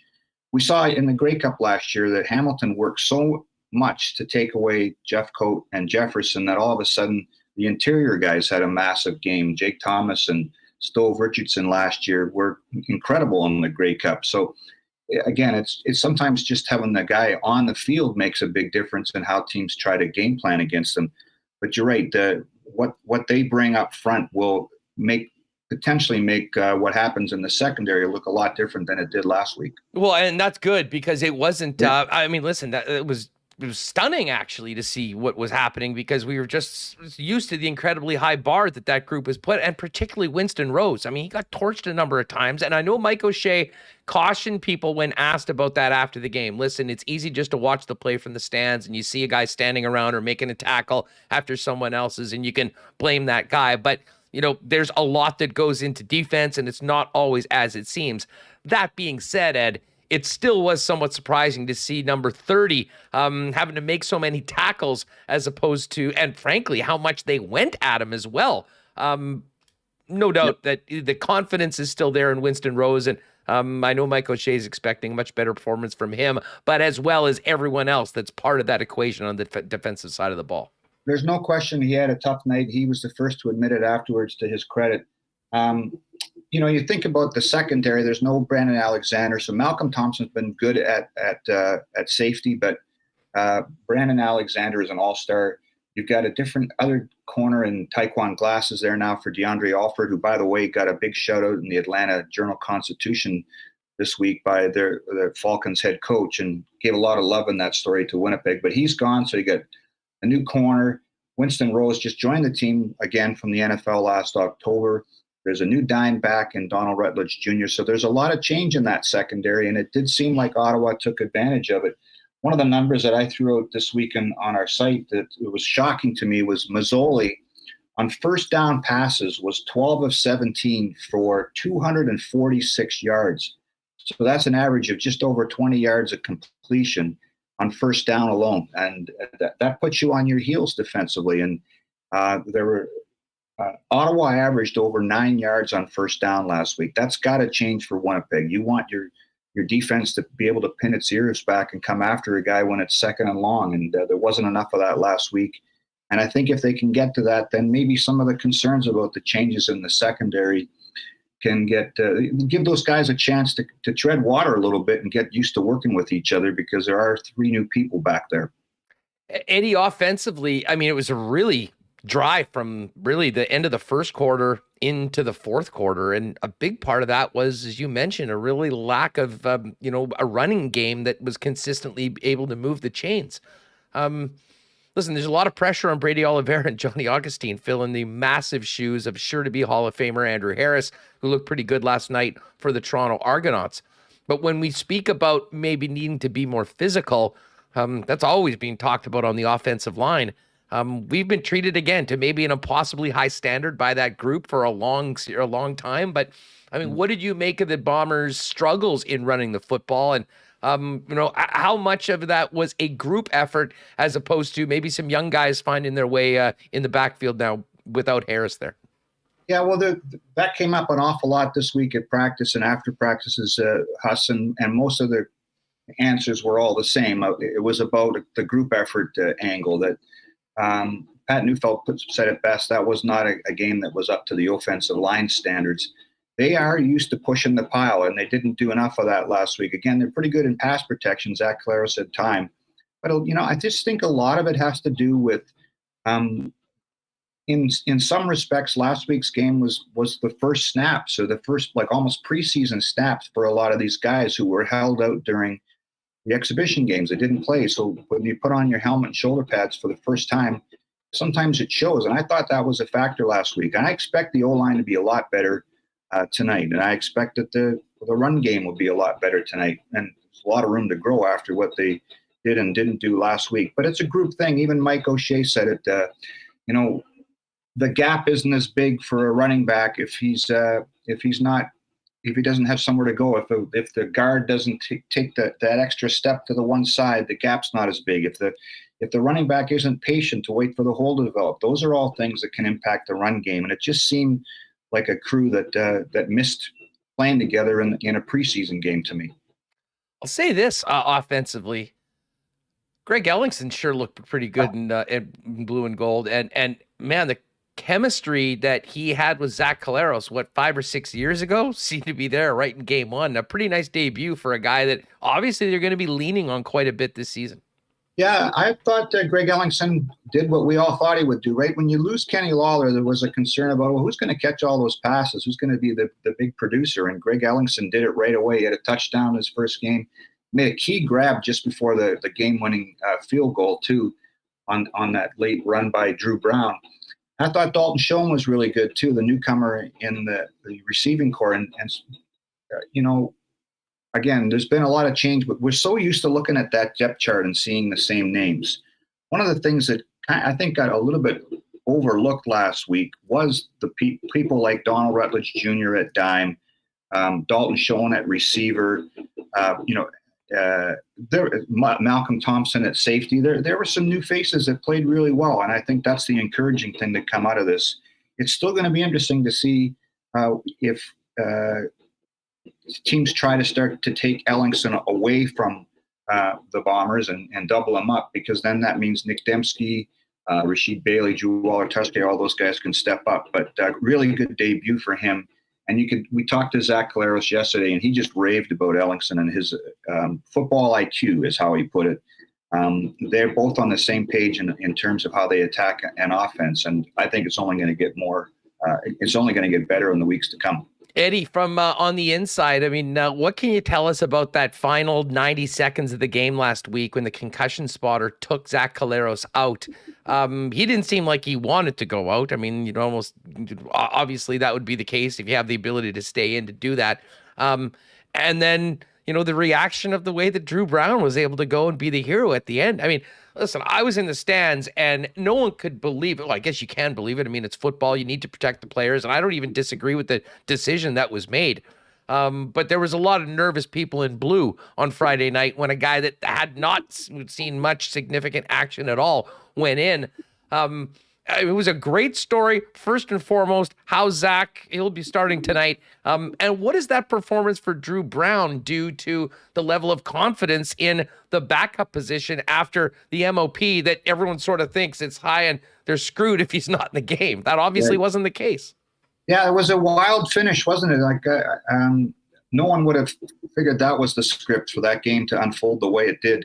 I think the reason that, from what I understand, the reason that Drew was pulled from the game by the injury spotter is the minute a player touches his head after a hit, which is what Zach did, it's a concern that, he's been had his bell rung. And that's why the concussion spotter signaled down to take him out of the game. The timing was terrible, right? You think, they're going to lose the game with the MOP watching for 3 plays with less than 2 minutes to go. But boy, Drew Brown came in, and I guess the first thing he said to the rest of the huddle, okay, let's go get it. And then his cadence was off, and they have a penalty on the first play. So all of a sudden, they're 1st and 15. And then he goes bang, bang, bang with those 3 passes to Schoen, Dembski, and Ellingson to set up the game-winning field goal. The ball came out of his hand fast. It went to the right spot. In terms of what that does for him and for the rest of the team, it's enormous. I mean, that was a question mark going into the season. It was a question mark last year because we didn't really know about a whole lot about Sean McGuire without having any preseason games. So what Drew Brown did in the preseason this year, and then in that one series, going 3 for 3, that's just it can be almost career changing for a guy because now everybody believes he feels good about himself and he helped lead the team to a victory. It doesn't happen very often. It made me, Steve Daniel from the CFL reached out this week and said he's putting together a little note for the game package about backup quarterbacks in Winnipeg that have helped lead the team to a 4th quarter rally. And, some names that came out were Alex Brink and Ryan Dinwiddie and Justin Goltz and Troy Kopp. That's the famous one. I was just going to get there. Drew Brown, remember when Troy Kopp came off the bench, it was his 15 minutes of fame, almost literally, because I think he played the 4th quarter. He went nuts. The Bombers were winless. And then he does a radio show and says he's got no wheels. And a car dealer gives him a used car. So for the rest of the season, I don't know, maybe Drew Brown should have done more radio afterwards and kind of milked that moment for something else. What's he like? You've been around him. A lot of Bomber fans, that was the first time they'd seen him before. Right. I mean, the backup quarterback, especially against a guy like Zach Collaros with all the accolades that he has, is a unique position. But, you never know when you're going to get called. He got it. I imagine maybe walking a few inches taller when he got back into the room after a couple days off after the game. That's a good question. What he's like. He's kind of right out of central casting for a quarterback. He's got this kind of bravado about him without being, it being coming across as bragging. He's admittedly got a chip on his shoulder because he's about 5'10", 5'11", and he's been told all his life he's too small. He didn't get recruited out of high school. He went to community college, then he went to Hawaii, then he finished up at Oklahoma State. He was back up to Taylor Cornelius in Edmonton for a bit. There's something likable about him. He's got that gunslinger mentality. He mentioned this last year when he was about to play his first game at the end of last year in Calgary, that he kind of just lets her rip a little bit, which is kind of cool. If I screw up, I'll get him on the next play. And sometimes quarterbacks can get in their own way, right? They start overthinking things. And I think this guy's got a little bit of, just kind of, I'm going to go out there and be a baller. And I like that in him. It's cool. What do we know about Prukop? I'll say this. I mean, for the Sean Maguire role, he looked absolutely up to the challenge. And maybe the most impressive play he made with his legs was on that the field goal opportunity where, I mean, he didn't get the snap and then ended up running for a first down and keeping things going. But he's out right now. What does that do to the depth chart? And who is the Prukop Maguire on short yardage right now? Is it Drew Brown, or will they handle things differently? Yeah, so I'm not sure about the extent of Prukop's injury. He was put on 6-game injured and not 1-game injured, but teams can pull a player off. That can be kind of an administrative thing from what I understand. I hope I'm not screwing that up. But he's on 6-game right now, and they've activated Joe Mancuso, who was in camp. He will be the third quarterback tonight. As to what happens on short yardage, Huss, it's a great question because it was asked yesterday. Mike O'Shea didn't answer it. I would expect it's going to be Drew Brown on short yardage because Mancuso just hasn't had a lot of snaps of late. It also affects, as you mentioned, the holder, right? Because that was a real smart play by Prukop after he bobbled the snap to run around. So it could either be Greg Ellingson tonight or Dalton Schoen, I think, will be the holders. So it's funny how one little injury like that can affect so many things. And I know fantasy players will be talking with this because now does that mean that at the goal line, do you put in Drew Brown to run short yardage, or will you be more tempted to just turn around and hand it off to Brady Oliveira or Johnny Augustine? So there's a lot of people that are going to be watching the first drives tonight to see what Winnipeg does in those situations. Hey, you mentioned Mancuso.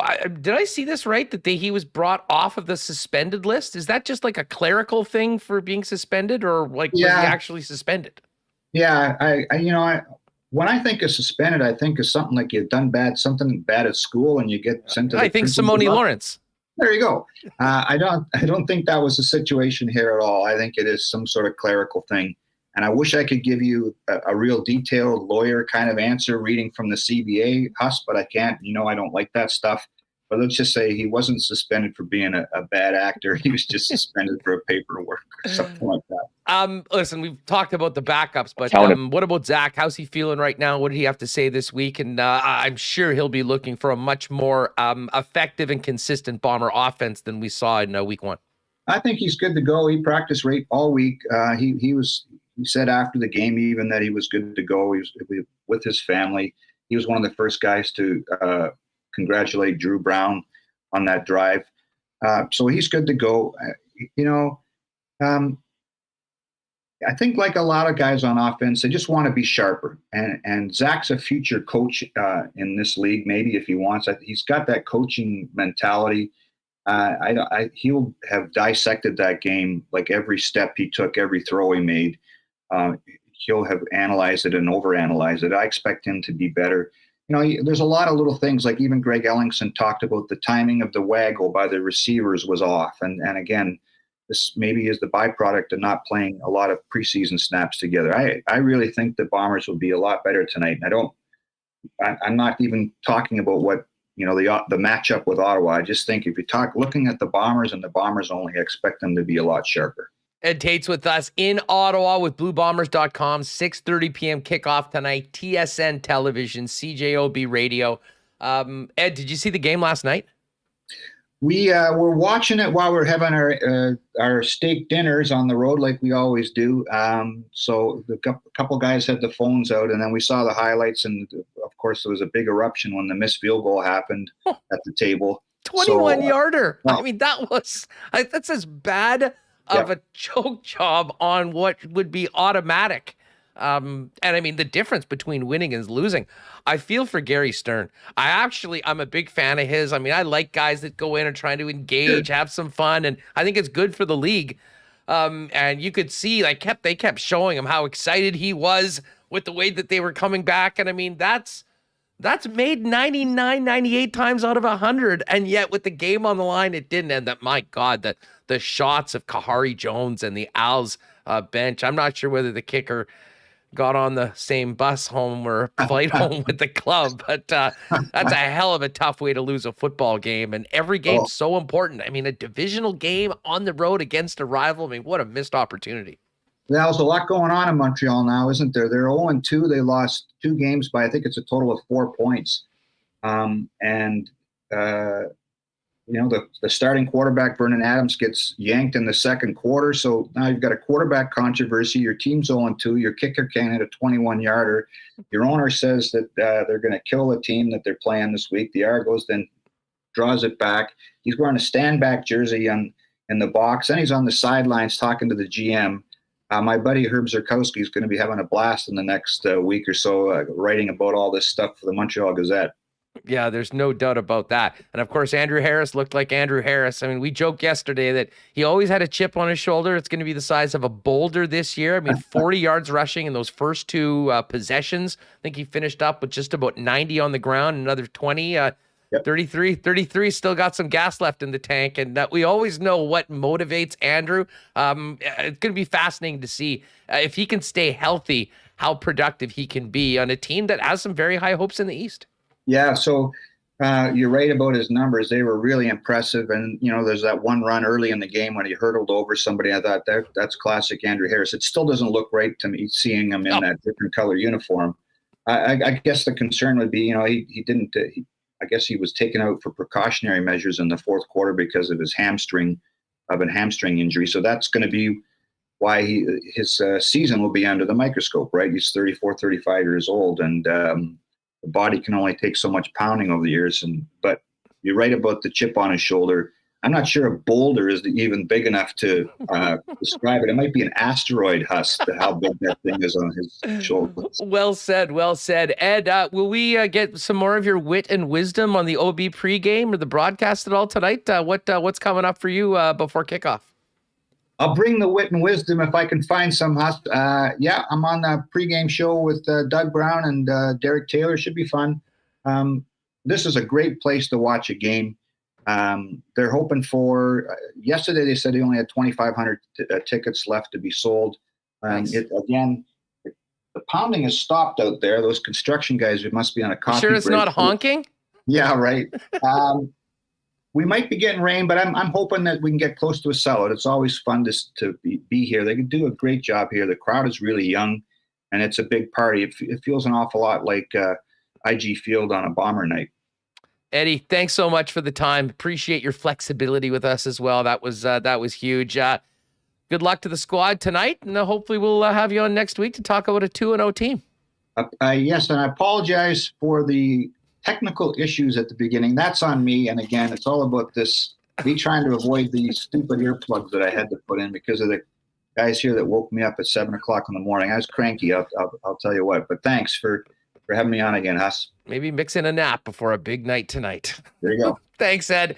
Eddie Tait, BlueBombers.com. Check out all the reports on the game, previews as well up there right now at the site. And, of course, all of Ed's work after the game, post-game tonight. All right, we've got lots more to come, more hockey talk. We're going to head back to Denver in a few minutes with Dave Pagnotta. We got to get to the Coolbet Lines, and Remis has an interesting Jets off-season report that we're going to fire up. But listen, let me give you a quick update on the U.S. Open while we're here.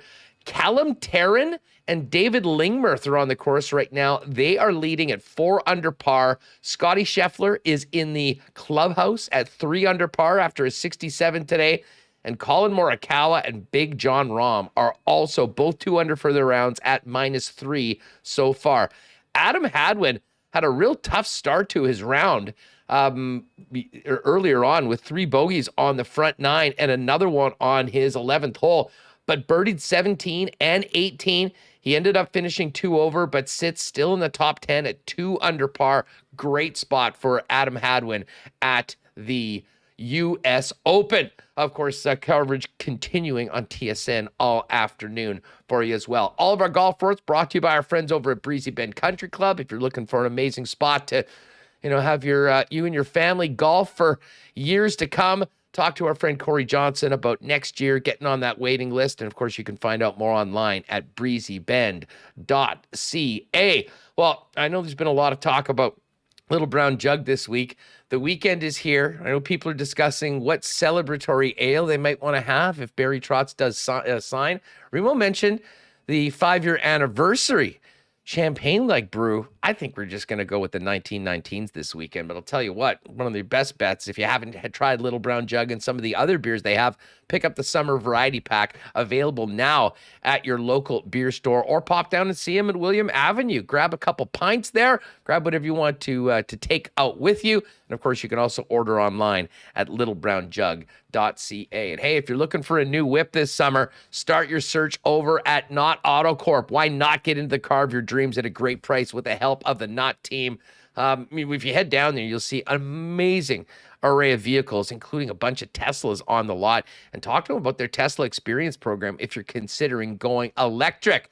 The Knott team can take care of all your car worries quick and easy, and identify and find a car if you're looking for a particular make and model. Knott Auto Corp, Waverly and McGillivray, and online at knott.ca. And a big cheers to our friend Nick and Nikki. 35 and Sunday.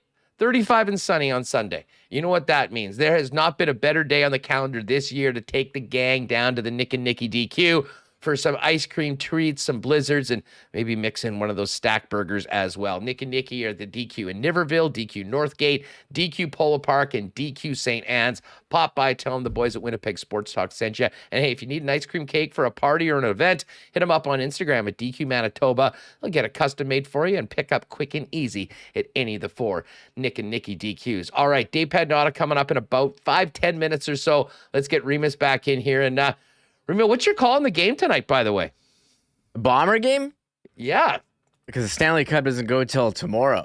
Bomber game? I think I'm kind of leaning Ottawa. I don't know. It was really close last week. The line opened at 6. I was all in on Ottawa. It's moved quite a bit. It's -1 for the Bombers on Coolbet. Oh, man. Yeah, let's do the Coolbet lines right now while we're doing it, because after we talk to Pagnotta, we're going to need to fire up the marbles. This is amazing. This is opened at 6.5 for the Bombers. When we did the lock shop earlier this week, getting ready for Tuesday's program, Monday night, it was 6. It is now -1 for Winnipeg. Yesterday, it was -2.5. So if you want to bet the Bombers, waiting has been your friend. Bombers right now on the money line, -115. So listen, great value. If you think the Bombers will be better and can get this win tonight, I think I'm going to be jumping on that. And if you had Ottawa at +6, you can get the Bombers at -1 and have a nice, big, juicy middle in there to try to win both bets. That would be if the Bombers would cover the 1, but not win by more than 6 and get in on that side. Kind of wild that that game is the closest game on the board right now, because the Hamilton Tiger Cats are now 1.5-point favorites against the Calgary Stampeders. That game going tomorrow at 5:30 our time. And then the late game, the home opener for the Edmonton Elks after that embarrassment in BC last week. They are taking on the Saskatchewan Roughriders after their big win over the Ticats, and the Riders are 8-point favorites on the road against Edmonton. And listen, I can't say I'm surprised that the line's gone that way, Remis, when you think of how bad Edmonton was last weekend in BC. Yeah, a couple roster changes here. We know Jackson Jeffcoat's back for the Bombers. We talked about that, but Duke Williams, he just got ruled out for Saskatchewan, and he was pretty good for them in week 1. Won't be available in week 2. I wonder how that's going to affect the offense. There's always so much criticism last year about Cody Fajardo, how he doesn't throw deep. I thought Williams kind of changed that. Now, if you're playing fantasy, I do think that bumps up Shaq Evans a bit, who did have a nice game last week as well. Edmonton just looked absolutely terrible, getting dominated by BC. We'll see if they can follow it up at home. This Calgary-Hamilton game, I don't know what to make of it. Hamilton, I thought they were going to have a bit of a better showing against Saskatchewan. They did not. Calgary squeak went out against Montreal. I think Hamilton will be slightly better. Dane Evans was pretty rough. They've gone back to the Grey Cup as well last year. So maybe I go with the home team. And then they're going to see Masoli tonight. It was kind of funny seeing, all the turnovers and 8 sacks last week against Saskatchewan for Hamilton. Yeah. Right after Jeremiah Masoli did something that no quarterback did against the Bombers last year. And that was light up that defense for 380 yards in the air. As far as the Stanley Cup Final goes, I'm going to head to Denver in a minute with Dave Pagnotta. Lightning +125 for tomorrow's game. Avalanche -147. But as we mentioned, and I got to give a shout out to our guy Gitch in the chat. He said that Tampa was going to lose game number 1 in overtime, and then he was going to bet them for the series at a much better number. Well, you've got that better number right now, plus 215 for the Lightning in the series. And listen, if they get a win tomorrow night, that number will probably flip-flop to about even money. So I'm still bullish on Tampa's chances, considering the way they came back after an uncharacteristically poor first period by Andrei Vasilevsky. So right now, Lightning plus 215 for the series, Avalanche minus 270. And the over-under on the series, still over 5.5 games. I absolutely think we're going to get at least 6, minus 145. You can also predict the correct outcome of the series as well. All over at Coolbet. If you've never bet there before, use the promo code WST for a 100% deposit up to $200 on your first deposit over at Coolbet. All right, Remo, Dave Pagnotta is coming up in a few minutes. Again, folks, make sure to stay tuned. Once we're finished up with Dave, we'll get into a Friday marble race. But Remo, while we've got a second, do we want to get to a new feature on Winnipeg Sports Talk, the Winnipeg Jets off-season update that you've been compiling? Yeah, I've really been working hard on this one, Huss. So it's the off-season, and you want to keep track of what your favorite players are up to, right? And in 2022, there's one way to do that, and it's on Instagram. And I don't know if this is going to be creeping on the off-season or what, but this is our update. What are they up to? And we'll start with Adam Lowry. He actually had a pretty good announcement yesterday. Let me bring this up. He partnered with the Toba Center for Children and Youth to become one of their ambassadors to help raise awareness around the issue of child abuse in Manitoba. And he said he tags their website for more information, tobacenter.ca. So shout out to Adam Lowry getting involved in the community. We'll keep going. This is all. Maybe we'll do this once a week. See what their players are up to.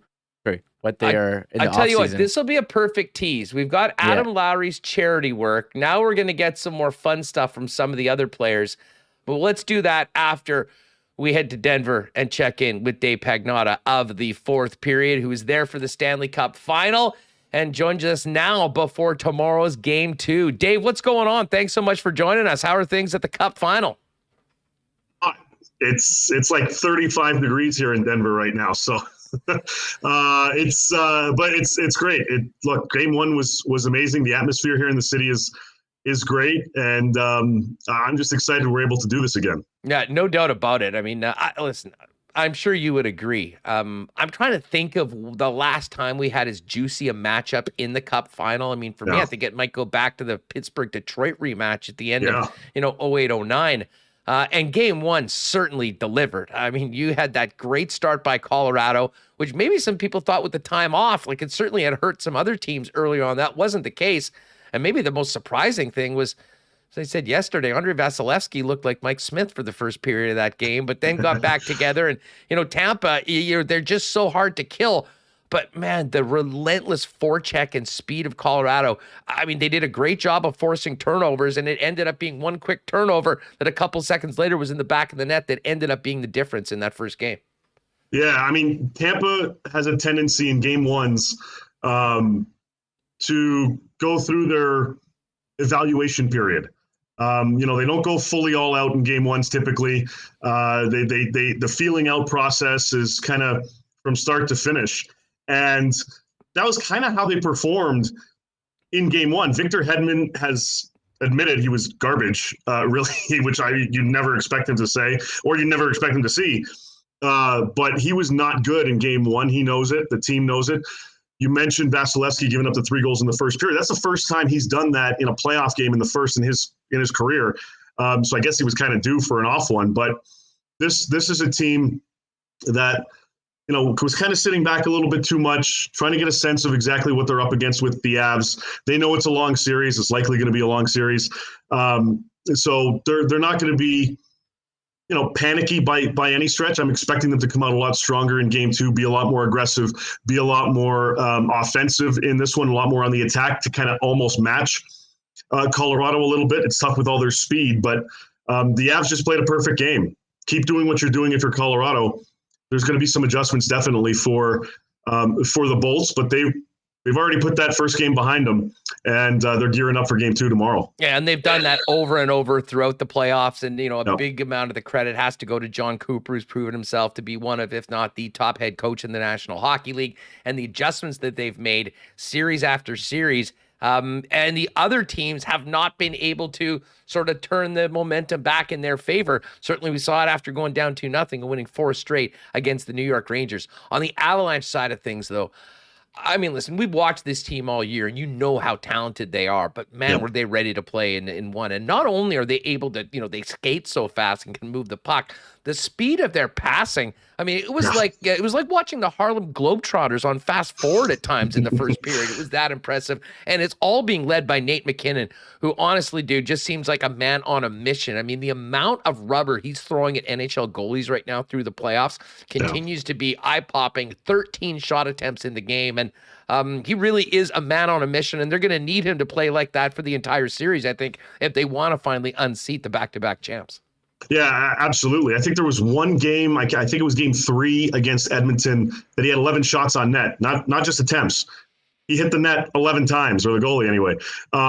Look, yeah, he's absolutely on a mission. There's no question. He talked about getting to this point, how long it's taken him. They anticipated getting here, a lot sooner, but they're here now. He's fully embracing it. And you're right, he has to be this good because, Naz Kadri hit the ice today, was skating around. He had the stick in his hand.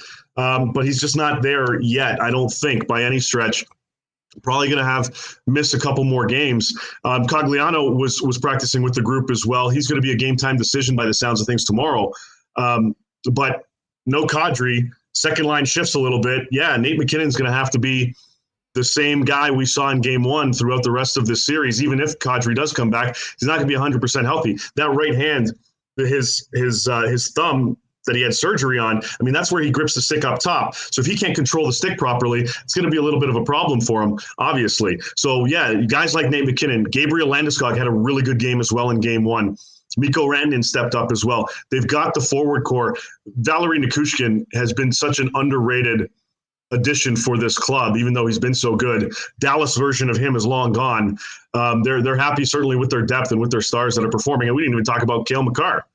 Yeah, well, we've been talking about Makar nonstop for the entire playoffs. He's been that good. I think he's still the odds-on favorite if Colorado wins to win that Conn Smythe Trophy. I agree. But you know what, Dave? We had some great chats heading into the trade deadline, and it's always fun for NHL fans and certainly for the media talking about the big fish on the market. But when you look at the guys that are really making the impact right now for the teams that are still standing, it wasn't the big swings. It wasn't the Giroux.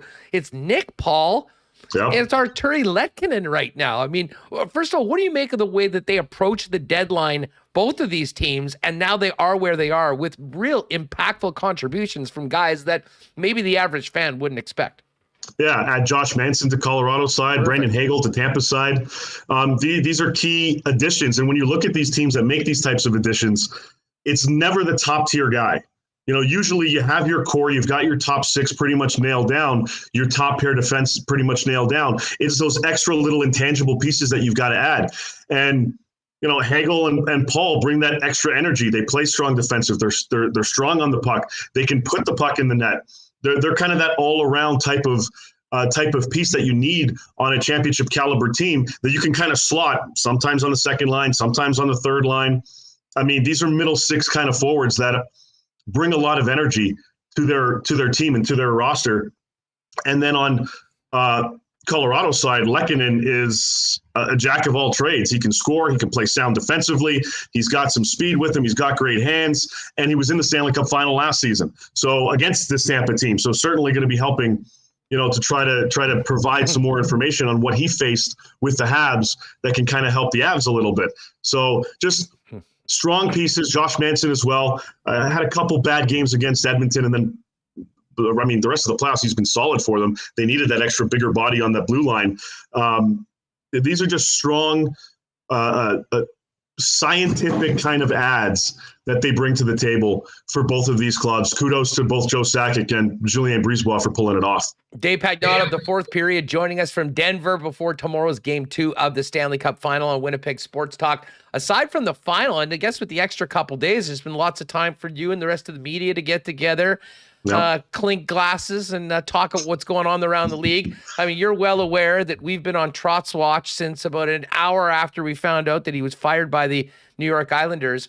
I've got this truck of beer waiting to drop off at Barry's spot at some point. I mean, are we going to be doing that next week? What are you hearing about the Trotz situation and the Winnipeg head coaching vacancy?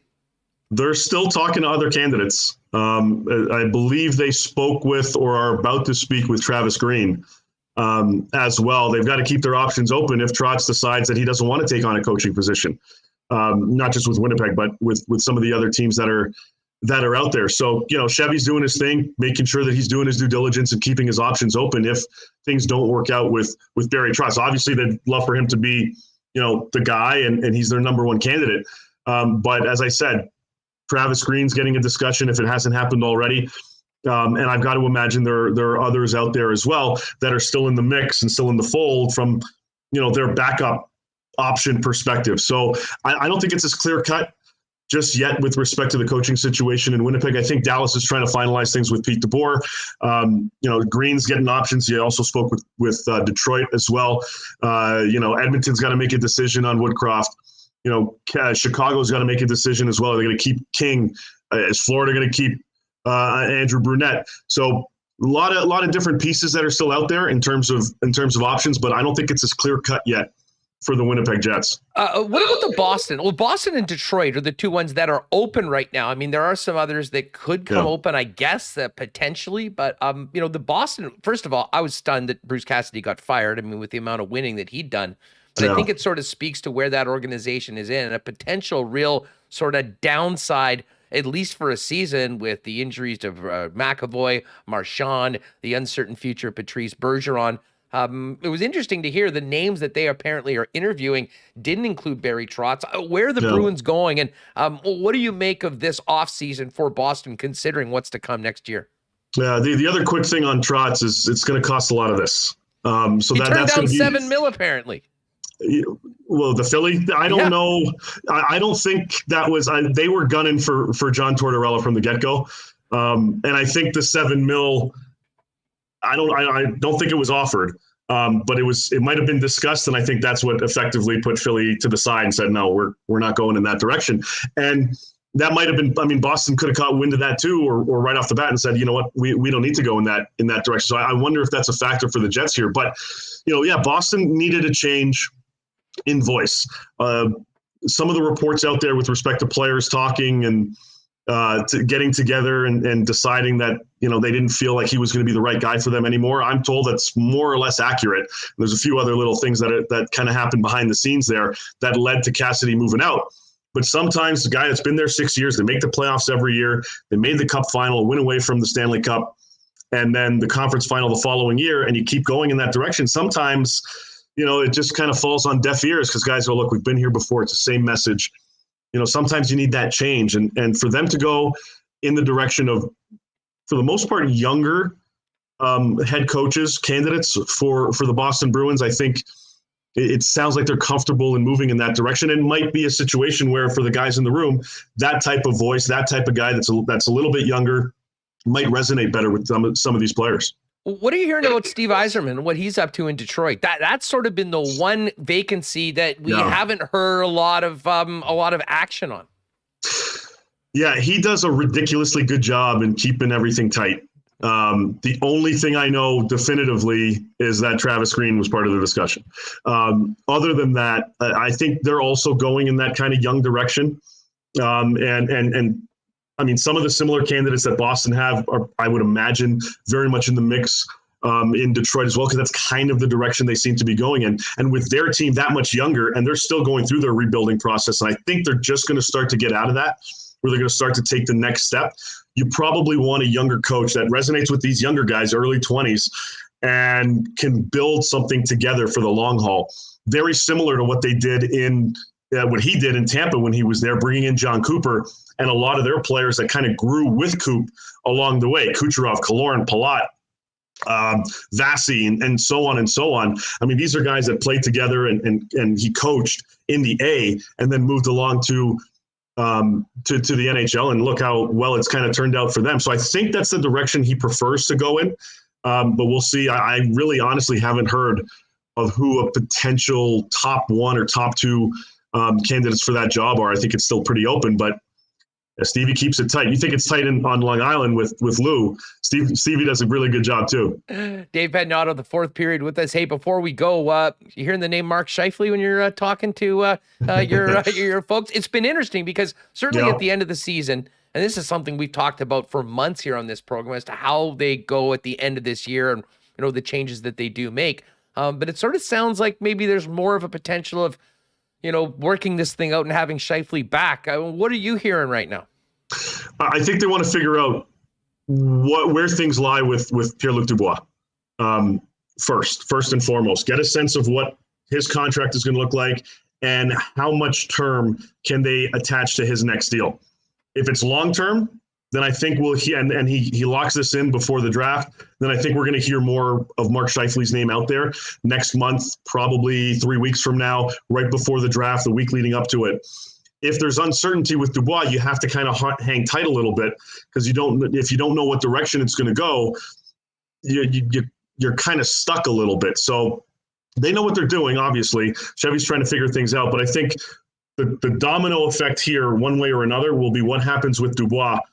And if he sticks around, if they're able to do something long term, then I think that opens things up for the possibility of Scheifele getting moved out. If it doesn't, then it's a little dicey because you may have to go a different direction you don't want to with Dubois. But I think we'll get some clarity on that in about 2-3 weeks. Dave, thanks so much for doing this. Say hi to Dennis for us, and definitely don't have too much fun tonight. Tomorrow's a game day. We're going to the Rockies game, so I don't know if that's good or not in terms of keeping it tame, but we'll have fun. Thanks for doing this, pal. All the best. You got it, buddy. Take care. There's David Pagnotta of the fourth period with us on Winnipeg Sports Talk Daily. All right, we've got lots to get to. I do want to thank our friends at Princess Auto for their support of WST. I was talking to the folks there. They're really excited. They got the big Gold Eye sponsorship coming up in mid-July, but we're looking forward to the next Bomber game coming up next week, where, of course, the Princess Auto pregame tailgate will be rocking before the game. Our buddy DJ Finesse spinning there. Lots of great food, drinks. It is the place to be before the game. And, of course, the folks from Princess Auto will be there giving out some freebies, a little bit of swag, so make sure to pop by there before the game. And, of course, Princess Auto, proud sponsors of both the Bombers and the Gold Eyes, and the place where you'll find the best deals on the most unique assortment of tools and equipment around.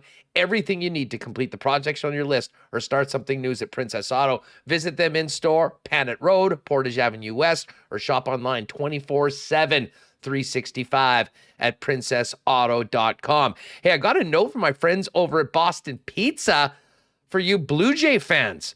Next Monday, June 20th at BP Polo Park, the Blue Jays are taking on the Chicago White Sox, and there's a big Blue Jays viewing party at BP Polo Park. You can find out more at Boston Pizza, or you can grab your seat for it. And if you would like to book a table for reservations, they are taking reservations for this because they want to pack it with Blue Jays fans. Give them a buzz at 204-925-4107. Everyone will get a Blue Jays baseball cap on arrival. You could also win a signed baller jersey. There's going to have free food, some free drinks courtesy of Budweiser, and tons of giveaways. So again, if you want to take that in, BP Polo Park, Monday night, 925-4107 to reserve a table. Should be a great night over at BP, watching a little Blue Jays baseball with some great prizes and offers from the Jays and our friends over at BP. And hey, Monday is also the return of live racing to Assiniboia Downs, and hopefully I'll have a better week picking horses than I did this week. And be sure to join us Monday, Tuesday, Wednesday. You'll have the chance on WST to pick the winner of race number 6, and we'll be taking 5 winners and their guests out for the world-famous prime rib buffet in the next couple weeks. So be sure to join us Monday, Tuesday, Wednesday. And if you do want to get out to the track, live racing is back. And, of course, you can get to asdowns.com to find out more on booking a spot in the terrace dining room if you so desire. All right, let's get Reem back in here. We've got a couple things that we need to do. Of course, our marble race is coming up with our friends at Canadian Club. And don't forget, weekends here, ready to drink CC and ginger is available. And if you pop by any of the Canadians beer stores, you can grab a 6-pack. You'll get a free Bomber Slim Can koozie, and you'll be entered to win a Winnipeg Blue Bomber autographed jersey. And it's not just one. There's one at each Canadians bottle shop. So if you haven't tried the new CC and ginger ready to drink, it's there for you. Bomber Slim Can koozie, chance to win a Bomber jersey at your local Canadians beer stores. And, of course, you can get Canadian Club at the game at IG Field when the Bombers are back on the field. Of course, tonight they're in Ottawa taking on the Redblacks. We did the Coolbet lines, so we got to get to some marbles coming up. Let's get Remis back in here. Remo, what do you say we open up the contest, and while people are announcing their candidacy for the marble race this afternoon, we can get back to our Winnipeg Jets offseason update. How does that sound? Yeah, our Friday offseason update. What are they up to on the Instagram here? Because, there's no hockey news, and our Stanley Cup playoffs is basically following these Barry Trotz reports every day. So, yeah, I opened it, ! marbles. You will get in there. I've loaded it up.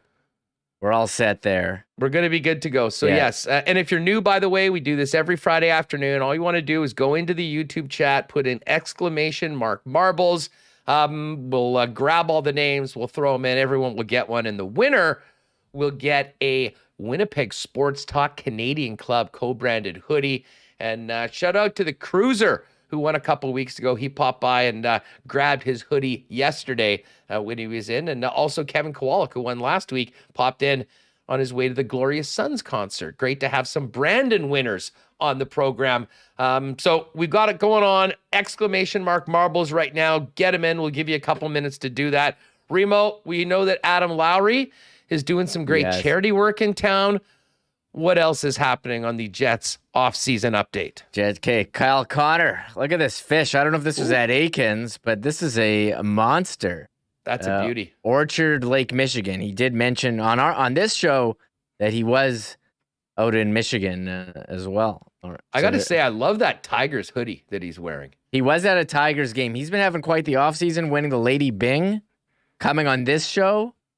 So, I mean, that's two bucket list items right there. No doubt about it. Big Tigers fan back in his home state of Michigan, not too far from the D. Nice one. All right, so Kyle Connor's catching fish. Oh, yeah. What's next? Jansen Harkins with family at the beach. Oh, what a lovely family photo of Team Harkins. I think his brother's got a sweet mullet. Wow, that's not bad at all. There's a lot going on, a lot of compliments in the comments about the Harkins hair. So there you go. And Nikolai Ehlers enjoying the Denmark soccer. Oh, yeah. Ehlers, big soccer guy. Fan of Chelsea and, of course, repping his country, Danes. You got to love those glasses. That's a hell of an outfit by Nick. I imagine we got to get those here. Maybe Royal Sports will have them in when Canada's in the World Cup in Qatar later. I saw they actually posted on an Instagram story. They finally got some Davies jerseys and Jonathan David jerseys in. The jerseys we've talked for so long that you can't find. Apparently they're at Royal Sports now. Not apparently. Beautiful, I saw them beautiful. On I'm Instagram. glad you told me. I'm going to pop in and get one before they are gone. Yeah. All right. So Nikolai Ehlers is enjoying some Carlsberg. Oh, speaking of concerts are back, and there's Dominic Toninato at the Morgan Wall and Eric Church concert. Oh wow, big country jam for the Toninator. There's one concert that started. The tour started yesterday. The stadium tour with Motley Crue, Poison, and Def Leppard. After a 2-year delay, started last night, Huss. Come on. There I was watching videos of Vince Neil, not quite running around the stage, but he was there. I don't know. Tommy Lee played drums for 4 songs, then announced he broke his ribs. And I guess previously he wasn't supposed to play, and they had his drum tech come on. So off to a good start there. What else do we have? A couple quick hitters of former Jets. This is the former Jet section. Alumni off-season report? Alumni. Yes, let's do it. Okay, here it is. Marco Dano got married in Hawaii. Lovely photos. Congratulations, Marco. Congratulations, Marco Dano. This is all in the last week. So this is endless content here of Jets Instagram. And Julian Melchior, he didn't get married. He got engaged. The Milkman making moves. He wrote it as a long-term deal. That's how he wrote it, using the hockey terminology. Nicely done. Nicely done, Julian. This is the last one. Get your sunglasses. It's a bit of a heater here. This is not a Jet, but former guest of the show, Dale Weiss says, who's ready for summer and for these bugs to go away? He's ready for the weekend, going shirtless. Wheezy's ripped, keeping it in shape. Actually, he's a good friend. He and his wife, and it's such a lovely family. He's got a lot on the go right now. We'll definitely be talking hockey with Dale. But he's doing a lot right now, and he's obviously not missing any days at the gym. I'll say that as well. Nate Thompson, former Jet, comments, get this guy a contract and put a rocket emoji. So that's the best part about the Instagram, where the players chirp each other on it. So there you go. That's your Jets off-season update here. June 17. Via Instagram. Shout out to that. All right, let's close it up and let's get ready to finish off this week with a marble race. Folks, by the way, you do have to be subscribed to the channel to win. So if you haven't already, just make sure you hit that red subscribe button. And of course, it's completely free. And by the way, hit that thumbs up as well. We should need at least as many thumbs up as we do have marbles in the race.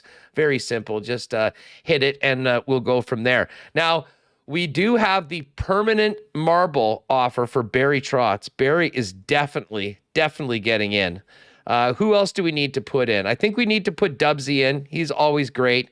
And then you know what? Let's give Rennie a marble today too, Reem, because of course he took the time to join us all the way from the Stanley Cup Final. Anyone else do you think we should throw one in on? 1 sec. Let me get these ready. While I get them ready, should we play this this 40-second clip of Matt Calvert? I did tease it. Yes. So as I get these ready, so Matt Calvert was on with us. He was on earlier this week talking about the Avs, but this was a couple weeks ago talking about it. Always comes back to Tortorella with him, and always with Torts being hired, everyone is just tagging Cam Atkinson, being like, you got to play for Torts again, right? And coincidentally, Calvert, last time he was on the show, a couple weeks ago, did have this story about Tortorella building culture in Columbus. And here it is. Oh, wait. There you go. Accountability. A lot of times the top players, the Mark Scheifele's, the Blake Wheelers, might not be held as accountable as the bottom six guys. But John Tortorella, I saw him getting a yelling match with my good buddy Cam Atkinson in the room. It was pretty funny because they're both about 5'7" tall, and they're face to face, and I'm sitting across the room. It was in between the second period in New Jersey, and I'm almost dying laughing. Torts is telling him to take his shit off, and Cam saying, "I'm not taking my shit off," and they're going back and forth. But that right there, it sends a message to the rest of the room, just that, hey, Cam was probably our leading scorer that season. And if you don't want to show up for 2 games straight, well, in Torts' words, I'm going to pipe you. And he tried piping him. I could listen to these stories all day. Matt listen, I know he's having some fun out of the Cup Finals, and Avalanche alumni watching his team was very happy. But what quickly has become one of our favorite guests, and yes, has had a number of great stories about playing for John Tortorella. All right, Remo, we actually have 3 more marbles that we need to get in, need to add in. Okay. Stephen Wino, thank you for the suggestion, for his incredible story on the Little Brown Jug, our beer offer for Barry Trotz. And then I think because they were both so popular yesterday on the program, we need to throw one in for Stormy, and we definitely need to put one in for Sarah. Okay. Stormy. Okay, perfect. They're in. So we got 100. We had 147 chatters go in. Shout out to all the chatters. And then we have Dubs, Rennie, Barry Trotz, Wino, Orleski, and Stormy. So a lot of we actually did get a comment yesterday, or sorry, it was today in our YouTube. Love reading the YouTube comments. So if even if you're on after the stream, you want to say hi, you enjoyed something, let us know. Where is this comment? From a chatter? Has a guy from New York found us somehow. Maybe it was the New York Post article. Yeah, just thinking. He said, I have to tell you, I split my residence between Vegas and New York City. I really like your show. Great guest. Love Stormy from Veasan. Really informative listen. Winnipeg is a really good sports town, and it always has been a great professional wrestling town. This guy knows the stuff. I knew two ladies who worked there many a year ago. Keep up the great shows, from Gary Moyes. And thank you, Gary. Love reading comments. And I know a lot of our listeners and viewers are from Canada, and especially Winnipeg, of course. But Gary finding us from Vegas and New York City. All right, great stuff. Well, thanks, Gary. We appreciate that. All right, Remo, you get this ready to go. And I think it was maybe T. Conopoli or somebody in chat was wondering about how we're doing at the U.S. Open with our Winnipeg Sports Talk DraftKings pool. I can tell you straight up, I'm screwed because I had Abe Answer, and there's nothing that can piss you off more, especially when you've got a DraftKings lineup, than finding out your guy's withdrawn at 6:30 in the morning before the first tee shot. So I got a big fat 0 for Abe Answer, and that's part of the reason why I'm sitting in 44th place out of 50. Many of you are doing far better. First place right now is Joe Booze, and Joe Booze is a pretty damn good lineup. He's got Rory, Xander Schauffele, Sam Burns, Aaron Wise, Adam Scott, and Joel Damon. It's going to be tough to beat if all 6 of his guys make the cut. The next 4, Gunnett Buer. I think that's Gregor. Nice work, Gregor. B.A. Split's looking good.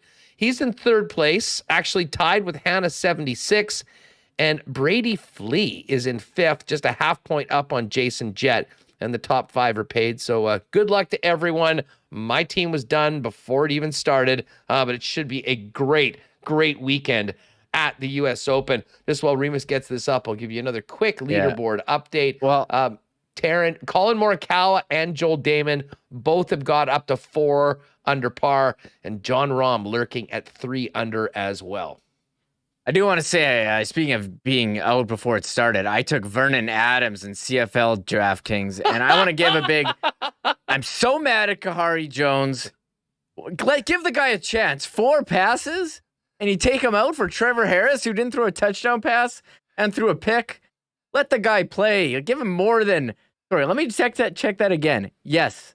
4 passes, 2 for 4 for 14 yards. And they took out Vernon Adams. I don't understand. His nickname is Big Play VA. Keep him in until you get the big play.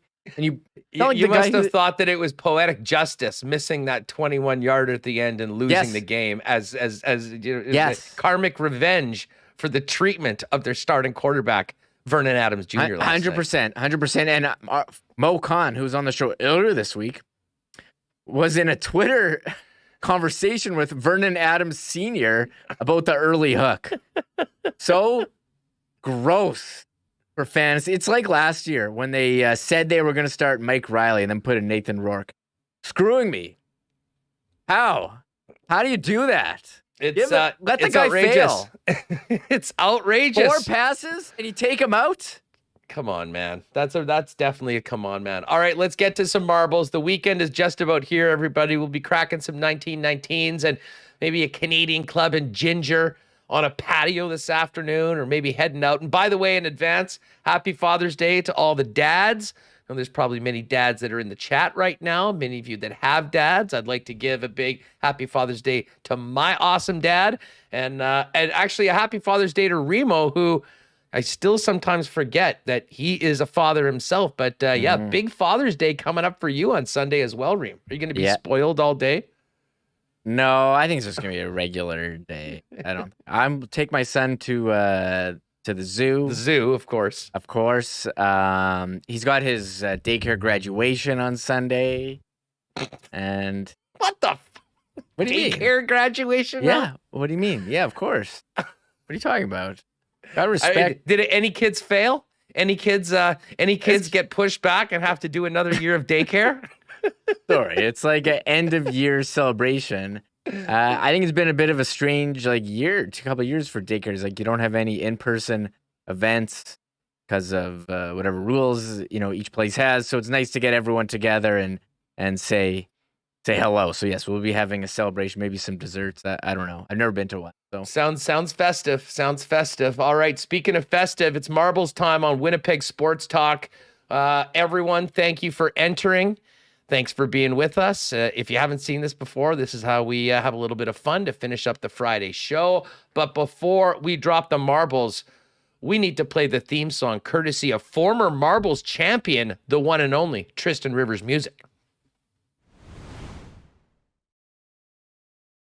It's time to do a marble race. No separate, make it to the worst. Marble race. Just play marbles with the punctuation first. Marble race. Don't spend or you will survive. Marble race. No more race too late. Set go. All right, Marbles time on Winnipeg Sports Talk. We've got 147 from the chat. Again, a few special guests, including Barry Trotz, Dubs, Rennie, Wino, Stormy, and Sarah. And again, the winner of the marble race will win the Winnipeg Sports Talk version of the Masters green jacket. That's the blue Winnipeg Sports Talk Canadian Club hoodie. All right, Remo, where are we going today? I just picked something. I think I picked the funnel. I think the funnel's a good classic one. All right, so. a classic one. Here we are. Beautiful weekend coming up. Trotz Watch continues. 35 and sunny on Sunday. Let's get it on and drop the marbles on Winnipeg Sports Talk. Good luck to everyone. Here we go. I do like the starts that are the big funnels, actually. Maybe a little bit more than the ones we've done the factory where you're going up and down. An amazing physics-based game. Who's in first right now? We got Dan Jets fan. Saw Bose in there. Derek Honer, excuse me. We're getting it down. The swirling continues. Who will be the first to make it down out of the funnel and take the lead? Oh wow, what a camera What shot am I we've doing got here? Yeah, I don't know what I'm doing. Okay, who's in first place? Tristan Rivers Music. The muse of the Winnipeg digital sports space is in first place. This would be incredible. This would be like twice in a month if Tristan Rivers could pull it off. We see Leslie Mitchnuck in there. Quite the crew. But Tristan Rivers still with the lead. Leslie Mitchnuck in second and JBJC in third right now as we continue going down the slide out of the funnel. Tristan Rivers Music, already a legend before he even won the marble race. And then, of course, with the song, the win, it's all about Tristan so far. Oh, very excellent negotiation of a few of those obstacles. And now we're into another funnel. This is where you maybe don't want to have too much speed. Leslie Mitchnuck has got the lead now. Pretty and Pionk with a nice move. Oh, Pretty and Pionk just got thrown over the top rope. Sorry about that, Pretty and Pionk. Another former winner. Manny Fran, ejector seat. Here Gonzo. Okay, I think Fritchie is in first and Derek Schmidt right now. First two marbles out of the funnel. And I think that's Is that Turd Ferguson in second place? All right, we got a two-horse race right now. Derek Schmidt and Fritchie. Who will it be? Or will somebody else get into the mix right now? Fritchie taking the left lane. Derek Schmidt taking the right lane. They're coming right down to it. We're into the final one. Looks like Fritchie's in first place. Will he hold on? And he is first in. Fritchie, the winner of today's marble race. Always great to have another first-time winner. Let's see how everybody else makes out coming down the thing. I was, you know what? That is a classic track, Remo. Great choice today. Final, very classic track. It was tight. Leslie Mitchnick and chat saying, where did my marble go? I saw that you finished there 10th. It was tight there for a bit with you and Tristan, but got slowed up by the obstacle.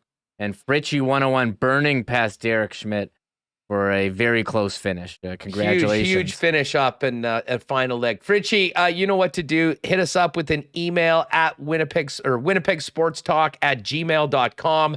And I'm going to be away in the weekend, but we'll make a point of hooking up next week and making sure you get your thing. Let's go to let's do a quick rundown of the marbles, Remo, though, because I do know that certain parts of the marble race, certain individuals have head-to-head bets against each other. So we're going to need to see the final results. We're going down there. Make a point of seeing, I know Bozeman and Ross Ransby have head-to-head matchups, each and every one. So we'll go down. By the way, Derek Schmidt, Yvonne Bourgeois, K, Rob Mahoney. Nice work, Rob. Top 5. Instant Noodles, Todd M, Ryan Kijiji, Turd Ferguson, and Leslie Mitchnuck was the top 10. Stephen Wino, nice debut performance by Wino, getting in at 24th. We see Dan Jets fan. Just keep on going, Remo. We got Chaster, Seegers, Hootman, former winner. Hootman. Gitch Lishka there at 36. Not too bad. Stormy Bonatoni. Stormy gets 40th. Not bad at all. Dubois, keep on going down. We got the D train. Here we go. Kenny's Water Bottle coming in 60th right now. Sarah Orleski, a very respectable 63rd. Not bad, Sarah. Royal Sports there at 67. By the way, Royal Sports started that whole Vikings conversation. I know, Roscoe, we had quite a situation in the chat with I had to step in there. I try to keep the chat on topic, mainly Jets and Winnipeg Sports, NHL, but like it was all Vikings and no one was talking. They're too intimidated to get into this Vikings discussion. So calm down. Keep it on topic here. All right, Roscoe, you're in at 85. Where is the Bozeman? Is he continuing down further? We got Running Man, Tracy O, Barry Trotz. Barry will be top. Barry will have a better run next week. Probably get into that top one. All right, so Mark A. Mark A is usually a big contender, a little bit of a rougher one. And then a number of other marbles. I'm not sure that I saw Bozeman in today. Anyways, there you have it. There are only three over the top ropes. Pretty and Pionk went first, then Prairie Boy and Manny Fran. And look at Jeff Cabillas finishing up 150th, the final marble to make it across the line. Well, Remo, I'm fired up for this weekend. I will tell you, I am going to be heading out west in the province this weekend. I'm not going to be in Dauphin, but I'll tell you what, if something does happen, we may have to reschedule the route and maybe pop by Barry Trotz Way with a 1919 or something like that. All I'll tell you is this, though. The Trotz Watch continues. I know Mike, Paul Friesen, Marat, of course, Jeff Hamilton, Ken, they're all over this. Make sure you pay attention to your feeds over the course of the weekend. And if we do have some sort of clarity on the weekend, I'm sure we might jump on for a few minutes for a little bit of an update for everybody. But one thing I can guarantee you, we'll be back here coming off a great weekend Monday at 1 p.m. with another edition of Winnipeg Sports Talk Daily. We'll hit the Stanley Cup Final. Cannot wait for Game 2 tomorrow night of the series. And of course, what happens tonight with the Winnipeg Blue Bombers and the Ottawa Redblacks, 6:30 start. Check that one out on TSN, or you can listen on CGOB. Thanks again to Ed Tait for jumping on the program today. And, of course, some great hockey talk with Sean Reynolds and Dave Pagnotta. And thanks to all of you for joining us. This has been one of our biggest weeks ever, continuing to grow. Tell a friend about Winnipeg Sports Talk and how they can find us. Make sure you hit that red subscribe button if you haven't already on YouTube. And if you have the opportunity ever to give us a 5-star rating and a review on the podcast, either Apple or Spotify, always appreciate it as well. Folks, have an awesome weekend. Stay cool. We'll see you Monday afternoon right here on Winnipeg Sports Talk. Oh, my God. Oh! Shut it down. Let's go home. Thanks for tuning in to Winnipeg Sports Talk Daily. Make sure to subscribe on YouTube and your favorite podcast feed at winnipegsportstalk.com.